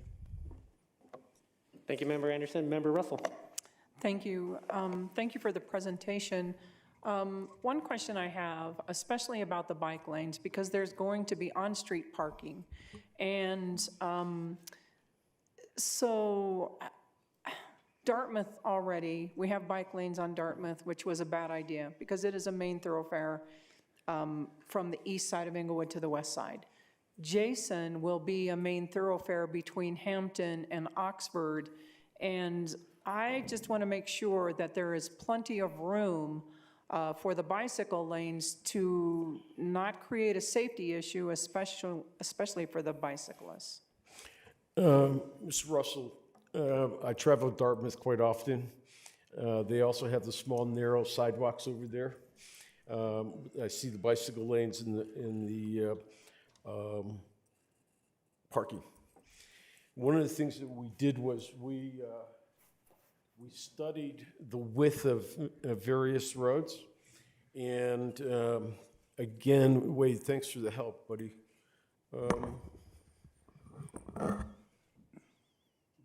road width on that Jason Street is 44 feet in terms of width. Oh, we have another document that we went and measured all the streets. Excuse me, Mr. Kudla, could you use the mic just for everybody that's listening in as well? That mic? Does this one work?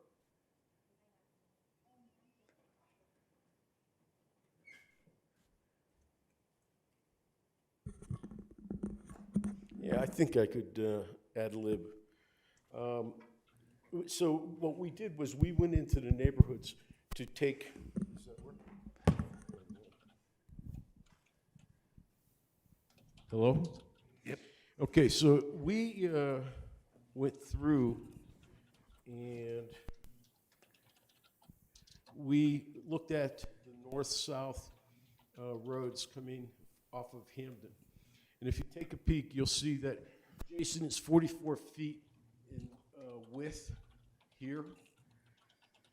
The Huron piece is 44. Galapago is 44. And then we drop down to 38 when you get over to the Fox neighborhood. The layout that we have worked with the city on is that you can have a 8-foot parking lane on either side and a 5-foot bike lane along with travel aisles that equate to about 11.6 in both directions. And we met with the representatives of the bicycle group that we personally walked through the safety factor and asked them about should the bike lane be on the inside along the curb or on the outside? And at this point in time, it's laid out to be on the outside based upon input from all parties. So I believe that we have safety and awareness because there's also going to be clear signage on those streets. And I know Dartmouth has some signage. There's some different factors up there too, but I appreciate that. Thank you very much. You're welcome. Member Woodward. Yeah, can we come back to the bulb outs? Yeah. It's, I didn't quite understand. I think it's behind this first. Yeah. So what this particular rendition was a example of traffic calming opportunities. Oh, okay, so my question was then, you're not looking at putting them on two sides of the street, just on the one? Just on the plans, I'm going to go on the record to say the bulb outs are represented on the particular plans, and I'm probably not capable of saying where. These were different traffic calming opportunities. We talked about the diagonal parking, which you see at the city center. You see, we have some others, which is the traffic circles that we've evaluated. So I probably should have said that this was a depiction of traffic calming opportunities. Just as an example, not as the actual. Okay, that helps me a lot there. Thank you. Yeah, the same way here.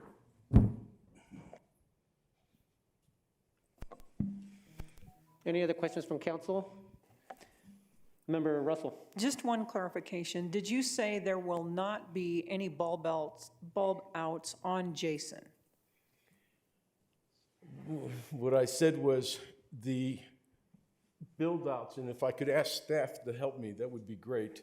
The exact locations of where those cutouts are represented on the technical plans. Will, can you give me some help? Thank you. Yeah, so actually this pocket park picture is probably a perfect depiction of where the one bulb out on the project would be. So you can see where the on the right side of this picture. So that'd be on the south side or Kenyon Street, where it has that that bump where it kind of bulges out beyond where the the sidewalk is straight. That would be that bulb out that they're discussing. So is that the south side of Kenyon or the north side of Kenyon? That would be the north side of Kenyon, the southwest portion of this project. Okay, and will there also be another bulb out on the other side of Kenyon? This is the only one depicted. Okay, thank you. Any other questions from council? Actually, I do have one question, Mr. Kudla. I'm not sure if you can answer this or if this would be a question for staff, but regarding the stormwater detention, I know that this is an area that potentially during heavy rainstorm events, it does flood over. Like what is part of the plan in terms of the stormwater drainage for your site? I would like to do two things. One, ask the city for a technical assistance along with Kevin Kennedy, who is also a helpline somewhere up in there. So can you give me a hand with your engineering, or should I go straight to Kennedy? I'm just going to come up here to introduce Tyler Trojan with our engineering department, so he can help with those questions. Sounds great. Thank you. Hello, I'm Tyler Trojan. I'm an engineer with Public Works. Regarding stormwater, the team is aware of the requirements. They will be required to detain and treat the stormwater. Their last set of comments provided to the city indicated that they will be providing a full drainage report for us, indicating the amount of stormwater, and detailing their underground detention is what they're leaning towards for the treatment and detention. Thank you. Member Woodward. Can I ask a question on that? When you say treatment, what kind of treatment is required on stormwater? So I can jump in here. In Mile High Flood District's jurisdiction, this is Kevin Kennedy with Harris Coker Smith. In Mile High Flood District's jurisdiction, you're required to treat for water quality, which is what will allow sediment and trash and other things to be sort of filtered out before the stormwater is discharged back into the public storm sewer system. So I might try and ask that same question again from Mr. Woodward and myself. The word treatment sounds like there's an Mr. Kudla, the mic. If you wouldn't mind. I think I'm going to try and complement Woodward's question. The word treatment, Kevin, sort of insinuates that there's going to be something poured into it. That's okay. Yes. To clarify, the treatment facility we're planning to use at this stage is a sand filter, which will be a sand medium that's about 2 feet thick that the stormwater will flow through before it is then held onto for a set amount of time before it is released at a reduced runoff rate to the city's storm sewer system. Thank you. That clears No it up. chemicals, just sand. Thank you. Any other questions from council? Seeing none, Mr. Kudla, thank you very much for your presentation. I think we're now moving on. Oh, sorry, Member Russell, go That's ahead. okay. I just came across one thing, and I don't know, Mr. Kudla, if this is something that you should answer or the city.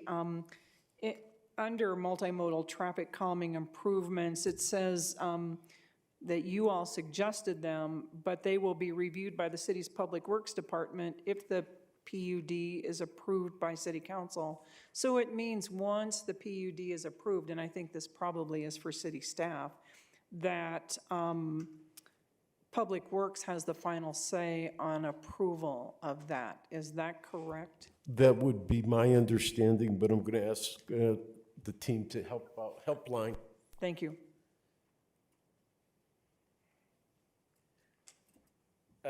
Yes, that is correct. The reason why it kind of went that way is there's a couple of different developments going on in that area, and so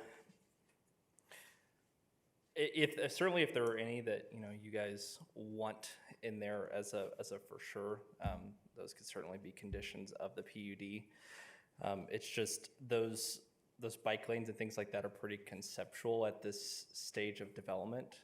So that was kind of the reason it's worded that way. Things like the sidewalk improvements, ADA ramps, crosswalks, those things are ones we put as a staff recommendation for conditions, which Planning and Zoning Commission also recommended. The ones that were kind of more those, as you said, kind of public works final say, were the bike lanes and things like that on the property, or outside the property itself. So the question is, also, planning and zoning approved this with conditions. Is that one of the conditions? Are there more conditions than that? Yeah, let me get a piece of paper real quick, and I'll read those conditions to you. All right, thank you. So while he's getting his answers from his helpline, I just want to say that we are a big proponent of the bicycle, north, south, east, and west, in any form that we can do. Thank you. So I'll just go ahead and read this from the page. So the following conditions are recommended by the Planning and Zoning Commission as part of the approval. First, financial contribution to the future Hamden Avenue Rail Trail Pedestrian Bridge in the amount of $66,000. The final contribution amount shall be made prior to the final occupancy issuance for the first residential unit. Second being a payment of $24,260 park and open space fee in lieu to the City of Inglewood prior to the final occupancy issuance for the first residential unit. Third being the reconstruct curb ramps and add crosswalk striping at the corners of the property to be ADA compliant to the final issuance for the first residential unit per the multimodal exhibit. Upon approval of the PUD, all proposed public multimodal improvements will be reviewed by the Public Works Department. If a public improvement is approved, construction of the improvement will be required by the developer prior to final occupancy issuance for the first residential unit. And then number 5, a minor subdivision will be required and filed at Arapahoe County prior to building permit approval for any necessary public easements. Okay, thank you. And that's all in their planning and zoning's approval of the. Correct. Those were the okay. That's what they recommended with approval. All right. Thank you. Yep. Thank you, Member Russell. Member Anderson. Thank you, Mayor. And this may also be for staff. I'm not sure you can stay there for now, Mr. Gilla. I'm curious why the only bulb out is suggested on Kenyon, and if there's a reason we couldn't do a bulb out on Jason. I know we did bulb outs further south on Jason, and to have a more consistent traffic calming plan kind of from north to south along there. If there's anything preventing us from doing a bulb outs on Jason's instead or in addition to the Kenyon. Especially if it's going to be reconstructed, the curb's going to be reconstructed anyway, it seems like a good time to add that bulb out. So we have Jay Snyder, who's with our engineering and traffic on the line. And so if he is there, I think I'll defer that one to him. Thanks, Will. This is Jay Snyder. So as it was mentioned, the multimodal master plan, it is preliminary in nature, and that's because once we get surveyed and we can start looking at the drainage impacts and kind of the elevations of our curbs and how that'll play out, we can start looking at the final layout. Essentially what the developer helped do was lay out the initial pedestrian routes, the bike routes, and as they mentioned, the any areas of vehicle speed concerns. So they just showed bulb outs on Kenyon as an example and first step. And then as it was mentioned, Public Works will review those final recommendations. And I will point out that on Jason at Kenyon, there are 2 dips on either side of Kenyon on the north and south side that serve as kind of an existing traffic calming measure. But yeah, long story short, we'll take a look at those in more detail as survey and as we move towards building plans. Okay, thank you. Thank you, Mayor. Thank you. Member Russell. Thank you. I have one more question, and this is regarding the traffic study, and it's on page 34 of 36. It says The analysis contained herein indicates that average vehicle delays at the study area intersections along West Hampton Avenue, that is West Hampton Avenue South Inca Street, West Hampton Avenue South Huron, West Hampton Avenue South Galapago, are projected to experience significant increases for some lane groups as well as for the intersections overall. This is a result of background traffic growth to a corridor already at or exceeding capacity. If the corridor is really already at or exceeding capacity, how can we add more traffic without creating problems? Ms. Russell, I'm going to ask Mr. Kibbe, my helpline. Could you help explain the technical interpretation that she has asked and define, because there was some questions about east and west traffic and things of that nature, please. Yeah, well, as you drive Hampton today, you can see that during the peak periods in the morning and the afternoon that it's quite congested. With our projected traffic volume growth rates from regional traffic, that is expected to get worse over the next 20-year period, or the design life that we study in the traffic study. And so that's why that statement is in there. As far as how are we going to mitigate our traffic impact or contribution to those intersections, and well, part of it is these multimodal amenities that we're adding, as well as other transportation improvements within the area. We can't go on to Hampton and add additional through lanes or additional turn lanes and things like that. There's, right away is constricted, so it's just impossible to do that. So that's the nature of that statement. I'm going to try and give you the layman's approach to it. Okay. As we know that the traffic counts from 10 years ago, 20 years ago to where we are today, specifically on Hamden, has increased. I think what he said to me is, Peter, guess what? They're going to continue to increase east and west on Hamden to Santa Fe. I agree. It's not just because the traffic counts and the impact in terms of the neighborhood south of Hamden have its own residential dimension, and because of some traffic control items that we're going to try and implement, some of our traffic counts will be even lower than some of the industrial uses that have been proposed. So in layman's terms, it's the traffic on Hamden east and west is something that a lot of us south of Hamden totally don't control, but we can control the way of traffic going north and south coming from Oxford up to Hamden. Okay, thank you. I know that we're in the midst of a study to make changes on Hampton Avenue, and I don't know if that will impact access from Jason. But anyway, thank you very much. I appreciate that. You're welcome. Any other questions from council? Seeing none, Mr. Collette, thank you very much for the presentation.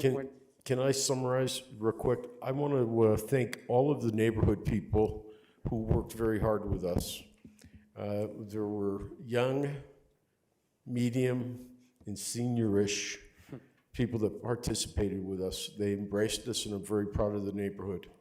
I want to tell the city staff, we worked hard. Sometimes we had disagreements. I want to tell Wade, Will, and a number of the people in the engineering department, some of the young talent, thanks for helping us out. Thanks for being our helplines.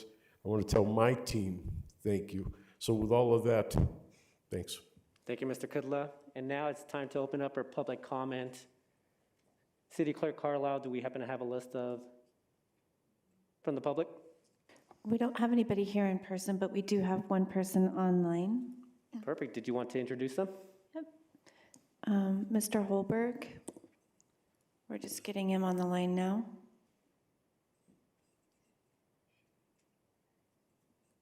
Okay, Mr. Holberg, are you there?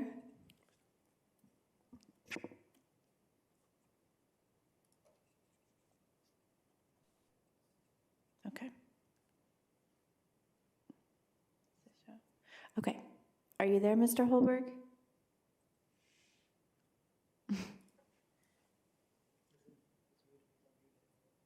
Okay. I think I see his name on the. Yeah, he's on there and it's unmuted. We just can't hear you if you're speaking.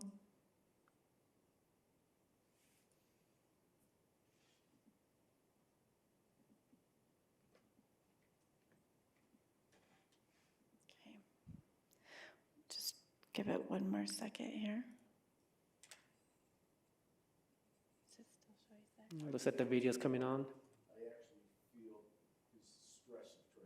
I know. It is a little tricky. Okay, I think his video's coming on. All right, Mr. Holberg, yes, are you there?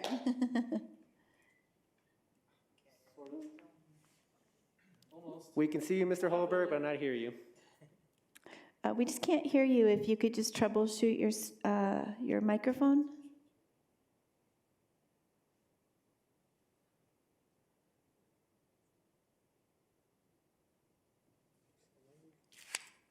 Can you hear me now? Yes, we can. Great. I'm just Sorry going to about that. real quick. If you could just please raise your right hand. Sure. All right. Do you swear or affirm to tell the truth, the whole truth, and nothing but the truth in this matter now being heard by the Inglewood City Council? I do. Thank you. Please state your name and address for the record, please. My name is Kurt Holberg. My address is the cross section of Jason and Jefferson. We have a building just adjacent to Mr. Kudla's development. All right. All right. You are good to go. So I want to compliment Peter. He's been great working with us and discussing with us. We want to say that we do support the development. Similarly to our concern with the apartments that are going in across the street, I guess we're asking the council and the staff to help support us in helping our tenants, because there's still businesses in the area, to help control the parking, the street parking, so that they can have customers visit. So I guess we're anticipating needing to do some parking controls in those areas just due to the amount of street parking that's going to probably be the result. The other comment that I guess a positive comment is we much prefer having owner-occupied condos versus apartments that are actually charging for the parking spaces. So that's about it. We do have some concern. I guess I'd like the city council to understand our concerns with the planning commission. Really has a tendency, or is pushing pretty hard for putting more and more cars on the street and less cars in these large developments, i.e. they're trying to reduce the parking requirements. And that's a concern to us because I think it's going to impact the area. That's it. I appreciate your time and thank you for listening. Mr. Holberg, thank you very much for your time. Member Russell. Yes, I have a question for Mr. Holberg. Do you support the 1.47 cars per unit? It's on the lower end of what we'd like, but it's acceptable to us, yes. Because it's different. It's owner occupied versus being charged. So. Okay, thank you very much. Yep. Any other questions from council? Seeing none. Mr. Holberg, thank you very much for speaking tonight. Sorry for the difficulty, but we got there. It worked out. Thank you very much. Thank you very much, Mr. Holberg. So I just want to double check that we don't have anybody else on the line. So if you are joining us virtually, if you could just raise your hand and we can unmute you and have you speak. I know there's a lot of people joining us, but I think they're part of your team. So I'm just not sure who's who. there a Larry Burgess? Is he part of your team? Larry Burgess is one of the directors at the Elks Club. Okay. Okay, Mr. Burgess, if you'd like to provide testimony, you can just unmute yourself. Can you hear me? Yes, we can. Thank you. Yeah, I don't have anything to add. I'm just here on the behalf of listening from the Elks as the seller of the property as to what's going on. Okay, so you don't need to provide any testimony? No, I don't. Okay, thank you, Mr. Burgess. That should be it. I think we're all set, so thank you very much for the presentation tonight. I'll just ask City Council to make a motion to close this public hearing. I move to close the public hearing. Thank you, Member Anderson. Can I get a second? Second. Thank you, Mayor Pro Tem Ward. And can we vote? Member Anderson? Aye. Member Noonenkamp? Aye. Member Russell? Aye. Mayor Pro Tem Ward? Aye. Member Wink? Aye. Member Woodward? Mayor Sierra? Aye. Let the record show 7 ayes. Thank you very much. Thank you very much to city staff, to MRA for the presentation tonight, to members of the public for speaking as well. I think we're going to take a short recess before we move to the rest of the agenda. But before we do that, I actually want to thank Planning Manager Burkholder. Tonight's going to be your last presentation with City Council. So know you are moving back home, or at least closer to home, but I want to thank you for your service to us, and thank you for everything that you've done over the past few years. And it's been a pleasure working with you, and wish you nothing but the best in your future endeavors. Thank you, Mr. Burkholder. And we will take a 10-minute recess. So meet back around 8:25 if you don't mind. Thank you very much, everyone.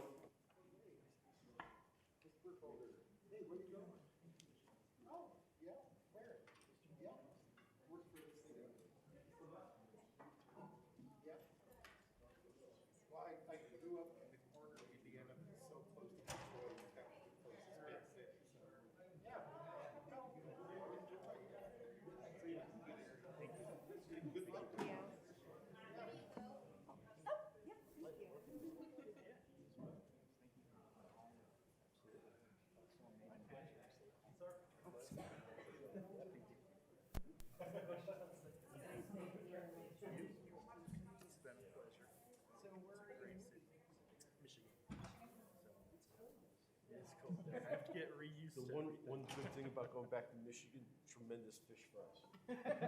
Well, that's probably true. That's a lake. Not a walleye. Thank you so much. Okay. Want to do a tap dance and a song? Some entertainment for our break? Yeah, exactly.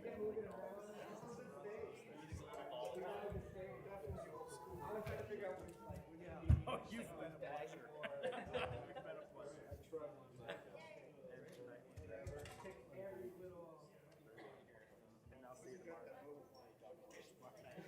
Virtually.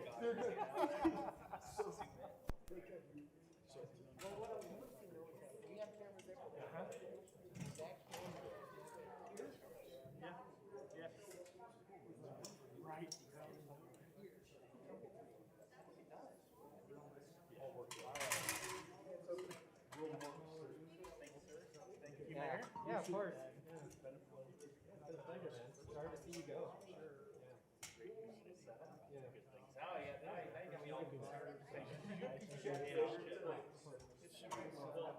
All right, well, Are you going back to Detroit? Are you leaving fairly soon, or, because I know your last day's Friday. last day's Friday, leave out on Wednesday. Oh, wow, so that's Next week, I start some new job. no way. Are you still sticking with Planning, yeah. Sorry for the concern on that. Okay, yeah. No, that's Auburn. Yeah. Oh, I was gonna say Auburn Hills, but okay. Blue Hills, okay. I was like, oh, that's where the Pistons were. Used to be in Auburn Hills, Right. yeah. All right, wait. Take care, man. Really nice job. Well, the neighborhood, and we did the first quarter of July. Everybody got a little, because change is hard. And then execute. So then when we went down to do the Corona building and down my team, very personally connected to those neighbors. And you know what? You can tell. How's your occupancy? The 44 units are 100% sold out. And the Downey deal is great. It's a price point and it's a type of deal. What was your price point? That particular opportunity was 3.25 to 6.75. It was a nice range. Square footage? 75 is low. And 3.25-ish, 350-ish was like 7.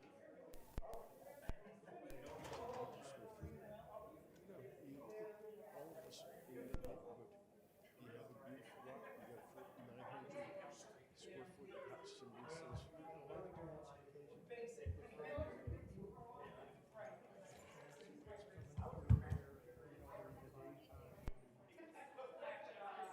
That's the whole idea back earlier 2000s. Cinderella City. I mean, that's how long it's been that I've been around.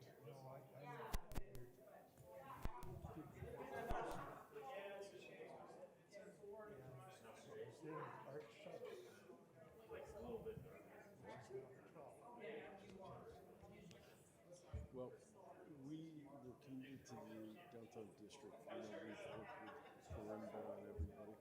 So I think I'm going to be a leader for retail development.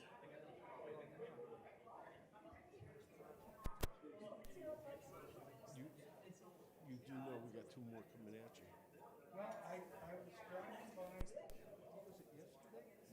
Yeah. And I figured that other one must be yours too, because. So Culver is the neighbor. So this is the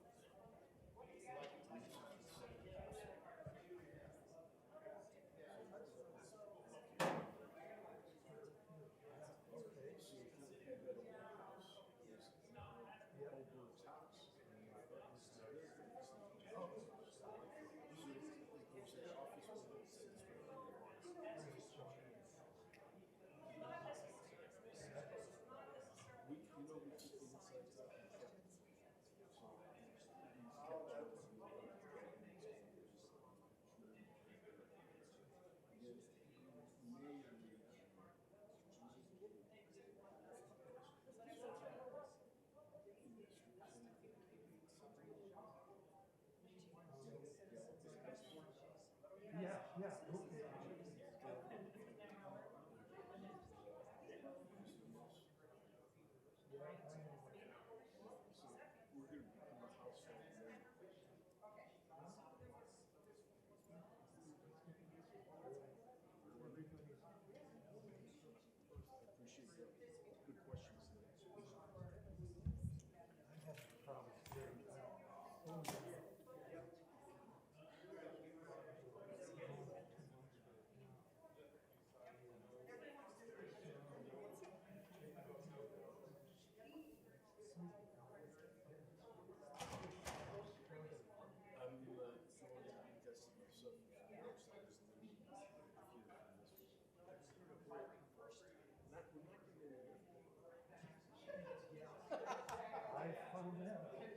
Thank you so much for coming.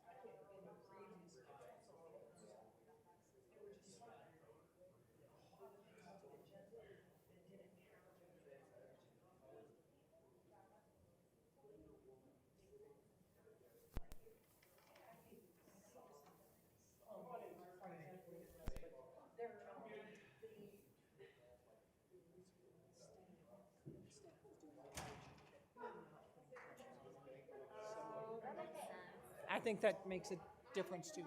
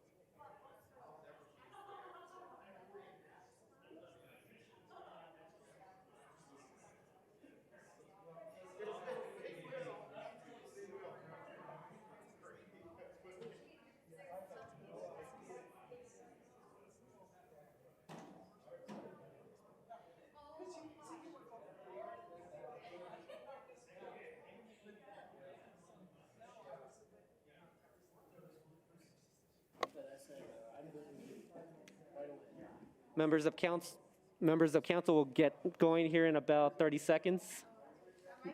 Mike, yeah.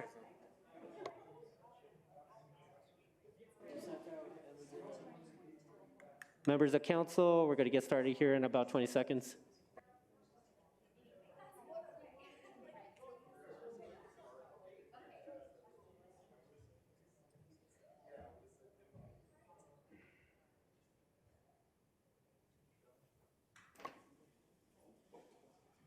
Member Wink, are you there? Hi there, Member Wink. We are going to get started. So we're now moving on to agenda item 11, 11C1, approval of contract to construct the South Tacoma Street Drainage Improvements Phase 2 project in the South Inglewood Drainage Basin. So staff recommends City Council approve by motion a contract with Summers Construction, Inc. for the South Tacoma Street Drainage Improvements Phase 2 project in the amount of $1,610,650 with an allowance of 10% contingency in the amount of blah, blah, blah. Capital Projects Engineer Devin Kenner and Deputy Director of Engineer and Asset Management Tim Hoos, or Tim Hoos, right? It's getting along now, right? Mr. Kenner, good evening. Yeah, is this on? Okay. Good. Yeah, should be. Good evening, Mayor, City Council. Do I need to be sworn in at this time? Not for this portion. Okay, great. Okay, yeah, my name is Devin Keener, Capital Project Engineer here at the city. Tonight, I will be discussing the upcoming Phase 2 South Tacoma drainage improvements and our selected contractor, Summers Construction. Figure out how to work this here. Oh, I went backwards. There we go. So similar to the Phase 1 project we completed last fall, Phase 2 is a continuation of the improvements to our stormwater system in the South Inglewood Drainage Basin as recommended by Olteg Engineering's study. The purpose of this project is going to be to contain the 25-year rain event within the city right-of-way.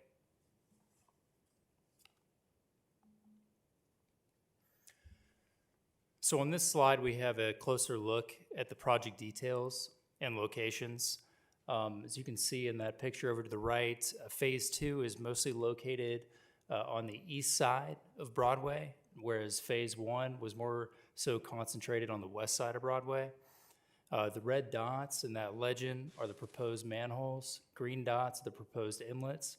And that blue line is the proposed pipe, which is going to be about 2,000 linear feet we expect to install. So speaking to the selection process, we received 9 bids on this job, varying in price from $1.6 million to $2.7 million. The contractor who built Phase 1 actually won this bid again and was selected by staff as the lowest responsible bidder. So given that Summers Construction successfully completed Phase 1 last year, staff recommends City Council approve the contract with Summers Construction for Phase 2 South Tacoma drainage improvements. And I'll take questions at this time. Thank you very much, Mr. Kenner. I should just clarify, the 10% contingency is for $161,065. So any questions from council? Member Woodward. Yeah, in your staff report, you show a project schedule,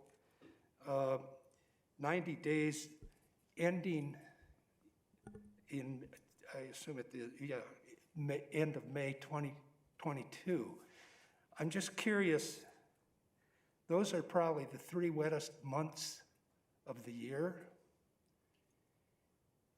The 3 wettest months? Wettest meaning snow and rain, Right. May, April, and March. And doesn't that impact construction? It can. So obviously we can't predict the weather. We do have in our general conditions of the contract 10 allotted weather days that the contractor can use. So that's 2 weeks right there that we already basically planned for as contingency for bad weather. That could push the contract out 2 weeks. We've had projects that have had implications because of weather in the past. But we do put it on the contractor to monitor the weather and make sure that they're not doing work that's going to be implicated negatively by bad weather. Yeah, I guess my concern would be if something isn't connected and we get a good rain event in May or something like that, or a lot of snow in April that starts melting the next day, and the existing storm sewers aren't working, storm drainage isn't hooked up, so it's just a question. Yeah. Actually, would Tim Hughes like to come up and speak on behalf of that? Thanks. Yeah, I'm Tim Host, Deputy Director of Engineering for Public Works. So the way the contractor installs the pipe is they install it from the downstream to the upstream. And so every night when they're done, they have a temporary connection between the old and the new, so it's always connected. Because that's a very valid point. It can flood, if we don't have the pipe connected or an inlet connected, water can go where we don't want it to. So they do have that connection overnight that it can go from the old to the new pipe. They lay it downstream so they can make sure it's always I'm connected. sorry, I can't understand what you're saying. Okay, so the pipe goes downstream. Do you want to pull a mask Yeah, down? sure. Maybe I can read your lips. Sure, so the pipe goes downstream. So the way they work is they lay the lower end first and they lay uphill. So the new pipe will connect to the old pipe as they go. They don't take all the old pipe out right away. They'll kind of take it out piece by piece as they put the new pipe in. So it'll always be connected. The system will be connected. The new to the old will be connected each night in case there is, especially if there's a rain event, they'll make sure that's connected because we don't want that to make the water go everywhere. So they will have make provisions for that. Great, thank you. Right, sure, sorry about That that. helps Thanks. me understand that. Member Russell? Thank you. And my, just a comment, we do have a penalty clause also, right? They get charged, if they're not finished on time, they get charged a daily penalty for every day they're late. Is that correct? That is correct, yeah. As Engineer Keener said there, if the weather does cause unforeseen issues there, we do have to work with them a little bit because we can't always predict the weather. But if they aren't working each day, that it's nice and acceptable conditions, we do have a clause in there that they do, it's liquidated damages it's caused that they pay us if they aren't working as hard as they can to get it done when they can. Right, but if the weather is really bad and they can't work, we don't want to penalize them because we don't want them working when the weather is really bad either, correct? Exactly right, especially with snow and stuff, it's dangerous to be out there. So we have to allow for the weather to do its thing, and then when it clears, we get them back out there. So it is, we kind of play the weather as it comes to us, really. So there is some consideration for that as well. Okay, thank you. And then my question is, the pipe that's being put in on Tufts between Tacoma and Bannock, is that the last piece on the west side of Broadway? We do have Phase 3 coming that's going to have a piece going down Delaware. There's a piece from Delaware, I think from like Tufts north up to the Greenbelt area there, actually, or south of there, Shenango, I think, to Tufts. So there is another piece west of Broadway there. It's not near Tacoma, it's west of Tacoma there. There's another piece there that we need to get with Phase 3, so that will be the final piece west of Broadway. Okay, so is Tufts all completed all the way from Broadway down to Rotolo Park, except for that one block? So there is actually it's the we call it Phase 4, the last priority. There is the lower piece on Tufts there that we, in the old tech study there, it calls for lining that pipe, putting a liner in there to make it smoother so the capacity is increased. So that's kind of the Phase 4 of the whole area that will be done. So but Okay. that's down the road a little bit, but that is planned for the future. Okay, thank you. And so, and the pipe between Tacoma and Bannock, that is bigger, you're putting in a bigger pipe than is currently there, correct? So it's actually, it's a different shape of pipe to kind of smooth the transition there. There's elliptical pipe there now, that the round to elliptical is creating some backing of the water up. The hydraulic study showed us that we need to do a better transition there. So the new pipe is gonna help us transition between the two types of pipe a little better so the water can get down Tufts to the Greenbelt a lot easier. That bottleneck will be gone. Okay, thank you. Sure. Any other questions from council? Mayor Pro Tem? This is kind of a general question, but I've not worked in the construction industry before, so I don't understand what accounts for the difference between the engineer's estimate and the bid that we get. Can you explain a little bit about what might influence the different bid prices here and how we can be confident that this contractor can get this job done? Sure, so the engineer's estimate, how we usually do them is we take, now that we have some history with this kind of work, we had Phase 1 that was done last year, so we have those bid prices, and what we do is we take the average of the lowest 3 unit prices for each of the bid items, and we use that for our estimate. So it gives us a pretty good idea of what the average of the 3 lowest bidders were last time, so that's why it's actually a pretty competitive price we got on this project. We were, I think, $2 million was the estimate. We got 1.6, so we actually are a little better pricing than last time. I think we were able to get a little better price and a lot more bids for sure. The 9 bids, we were happy to see that many bids. I think we definitely got a good competitive environment, a good price, and a contractor we're familiar with, so we were pretty happy with that. Okay, I think that spoke a little bit to the second half of my question, but you said you're familiar with the contractor that bid this. How are we confident that this contractor has the capability to produce the job for the price that they've bid?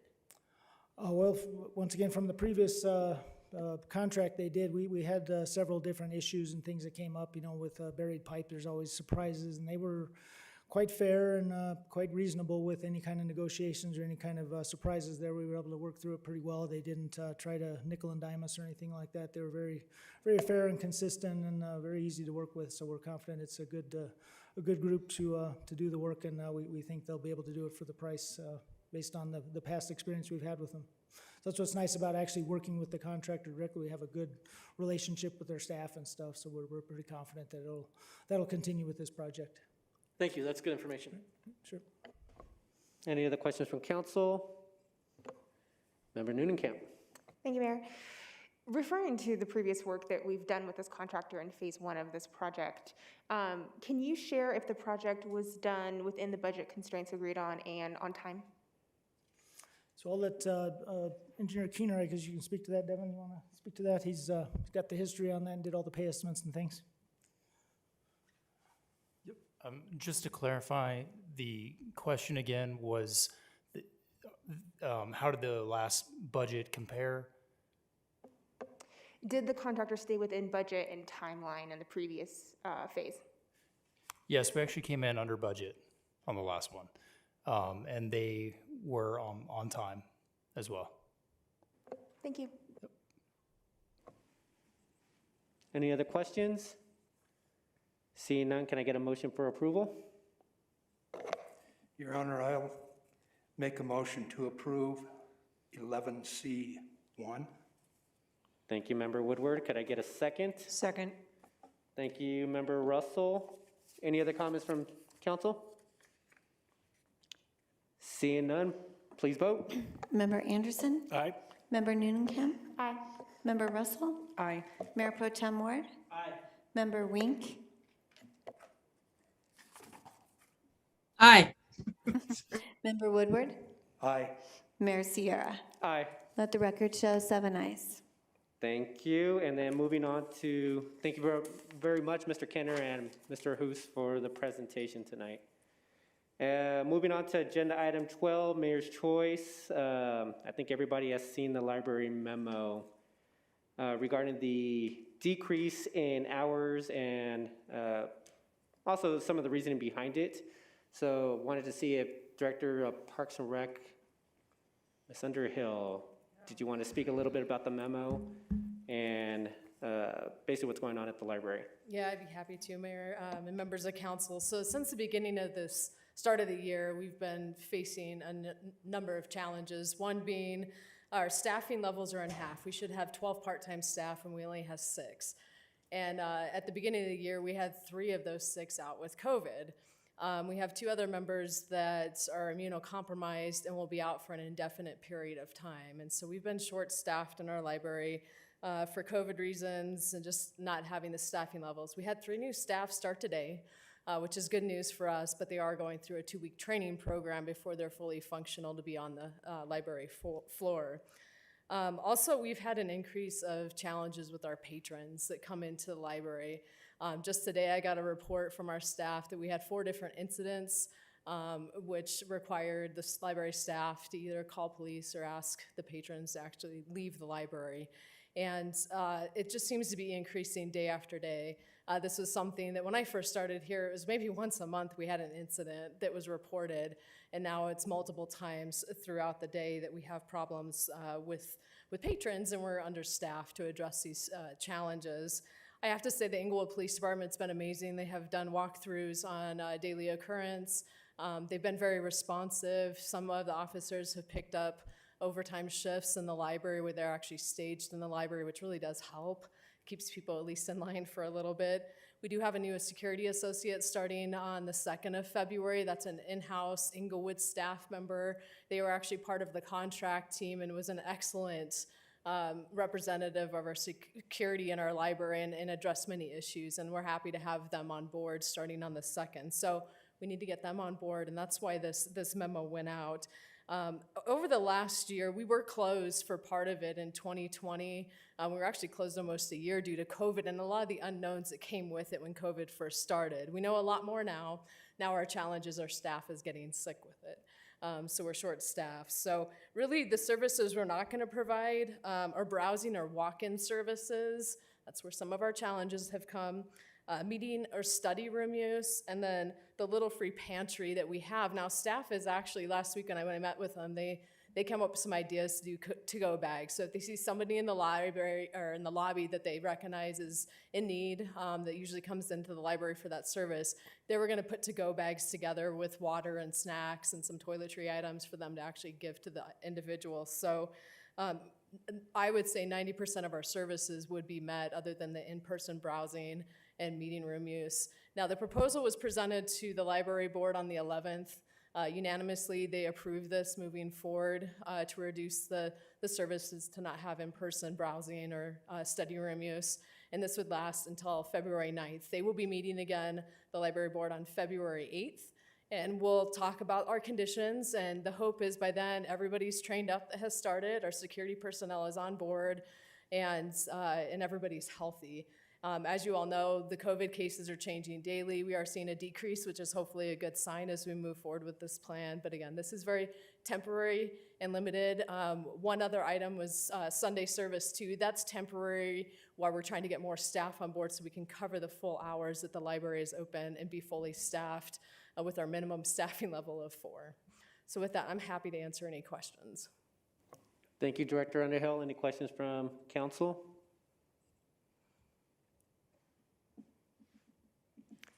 Don't see any questions.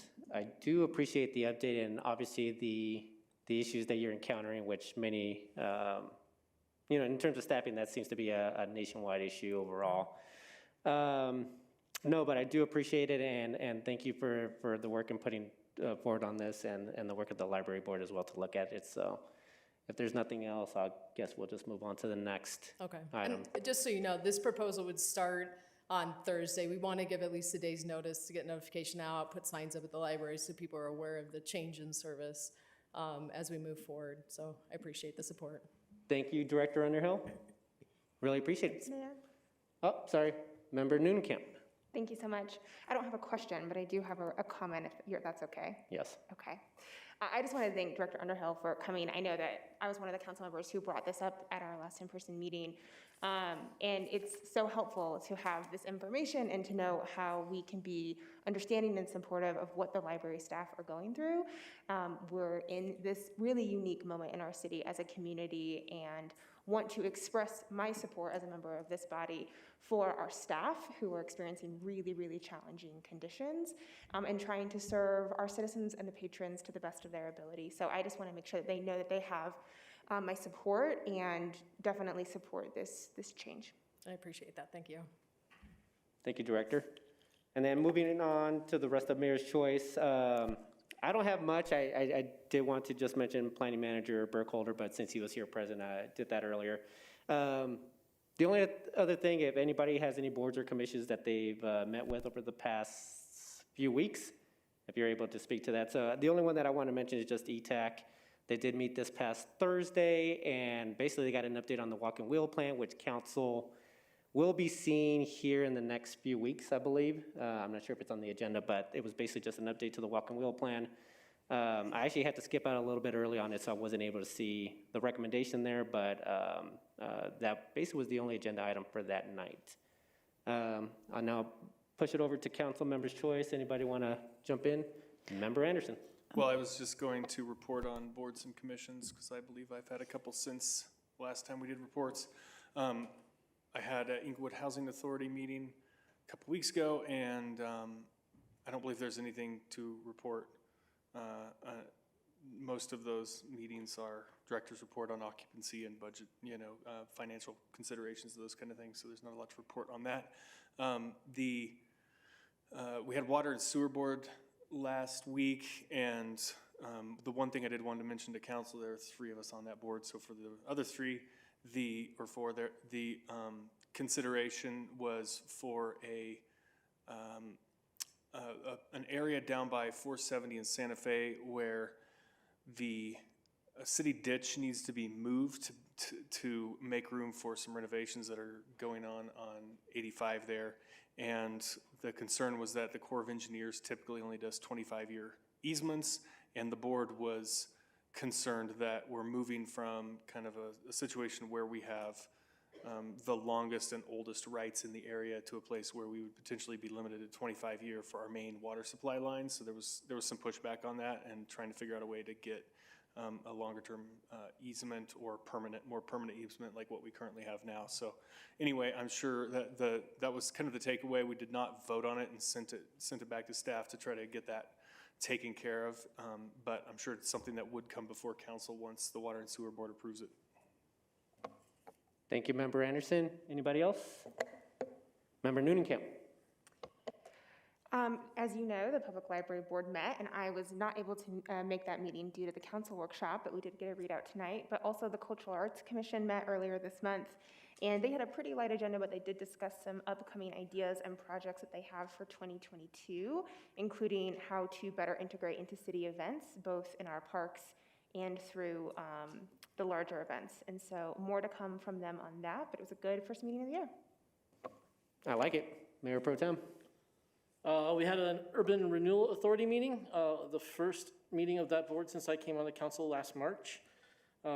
We were treated to a briefing on city center redevelopment plans. Also, the board authorized an audit to ensure that we know what properties the Urban Renewal Authority owns and what properties have been transferred to the city historically, and to make sure that our records match the title records on file at the county. So that's the current project that we are working on. Thank you, Mayor Pro Tem. Anybody else? Seeing none, I will move on to agenda item 13, City Manager's Report. Oh, wait. Going back to 12 for Member Noonekamp. I apologize. I lost our spot on the agenda. I do have something for council members' choice. I just don't want this day to go by, or this week, without us acknowledging Martin Luther King Jr. Day, which happened yesterday. It's why we are meeting on a Tuesday and not our typical Monday night. And I actually think it's quite fitting that we are acknowledging Martin Luther King Jr. Day on the day after the holiday, because it's a reminder that his legacy and his wisdom and his impact on our country should influence, inspire, and compel us more than one day a year, where there's a lot of memory of his quotes and of his words, but I hope that we carry that with us throughout the rest of the year. And I just also want to acknowledge that I'm grateful for the opportunity to work on this body and in this community to ensure that Inglewood is a place where everyone has access to justice and belonging, and I just didn't want to let this day slip by without acknowledging that. Thank you for stopping me, Member Camp. And we'll move over now to City Manager's report. Thank you, Manager Mayor. Lewis. Just two items. First of all, you may have seen and heard some emails from residents about waste hauling, changing dates. We were notified by Waste Connections that they were going to be adding Monday to their schedule of pickups. Contrary to popular belief, that is actually allowed in the code. So both Wednesday and Monday are allowed. And so we are working with residents who call and answering questions about that, but wanted to make sure that you knew that as well. And then lastly, today I represented Tri-Cities at the Arapahoe County Commissioners meeting, where they gave unanimous approval to put the IGA between Tri-Cities and the county on the agenda. That has been approved by or reviewed by our city attorney's office here. And so now that we've got their good to go to adopt that, we will put that on an upcoming agenda as well. And last but not least, on going back to waste hauling, we do have an agenda item next week on the 24th, just to go over with you the public outreach plan for how we will discuss with the community our two bids from our RFP for trash hauling services. So that will be on your agenda next week. And that's all I have, Mayor. Thank you, City Manager Lewis. Moving on to item 14, adjournment. So thank you very much, everyone, for making this a great night. See you all next week. Have a great evening, everyone. This meeting is adjourned.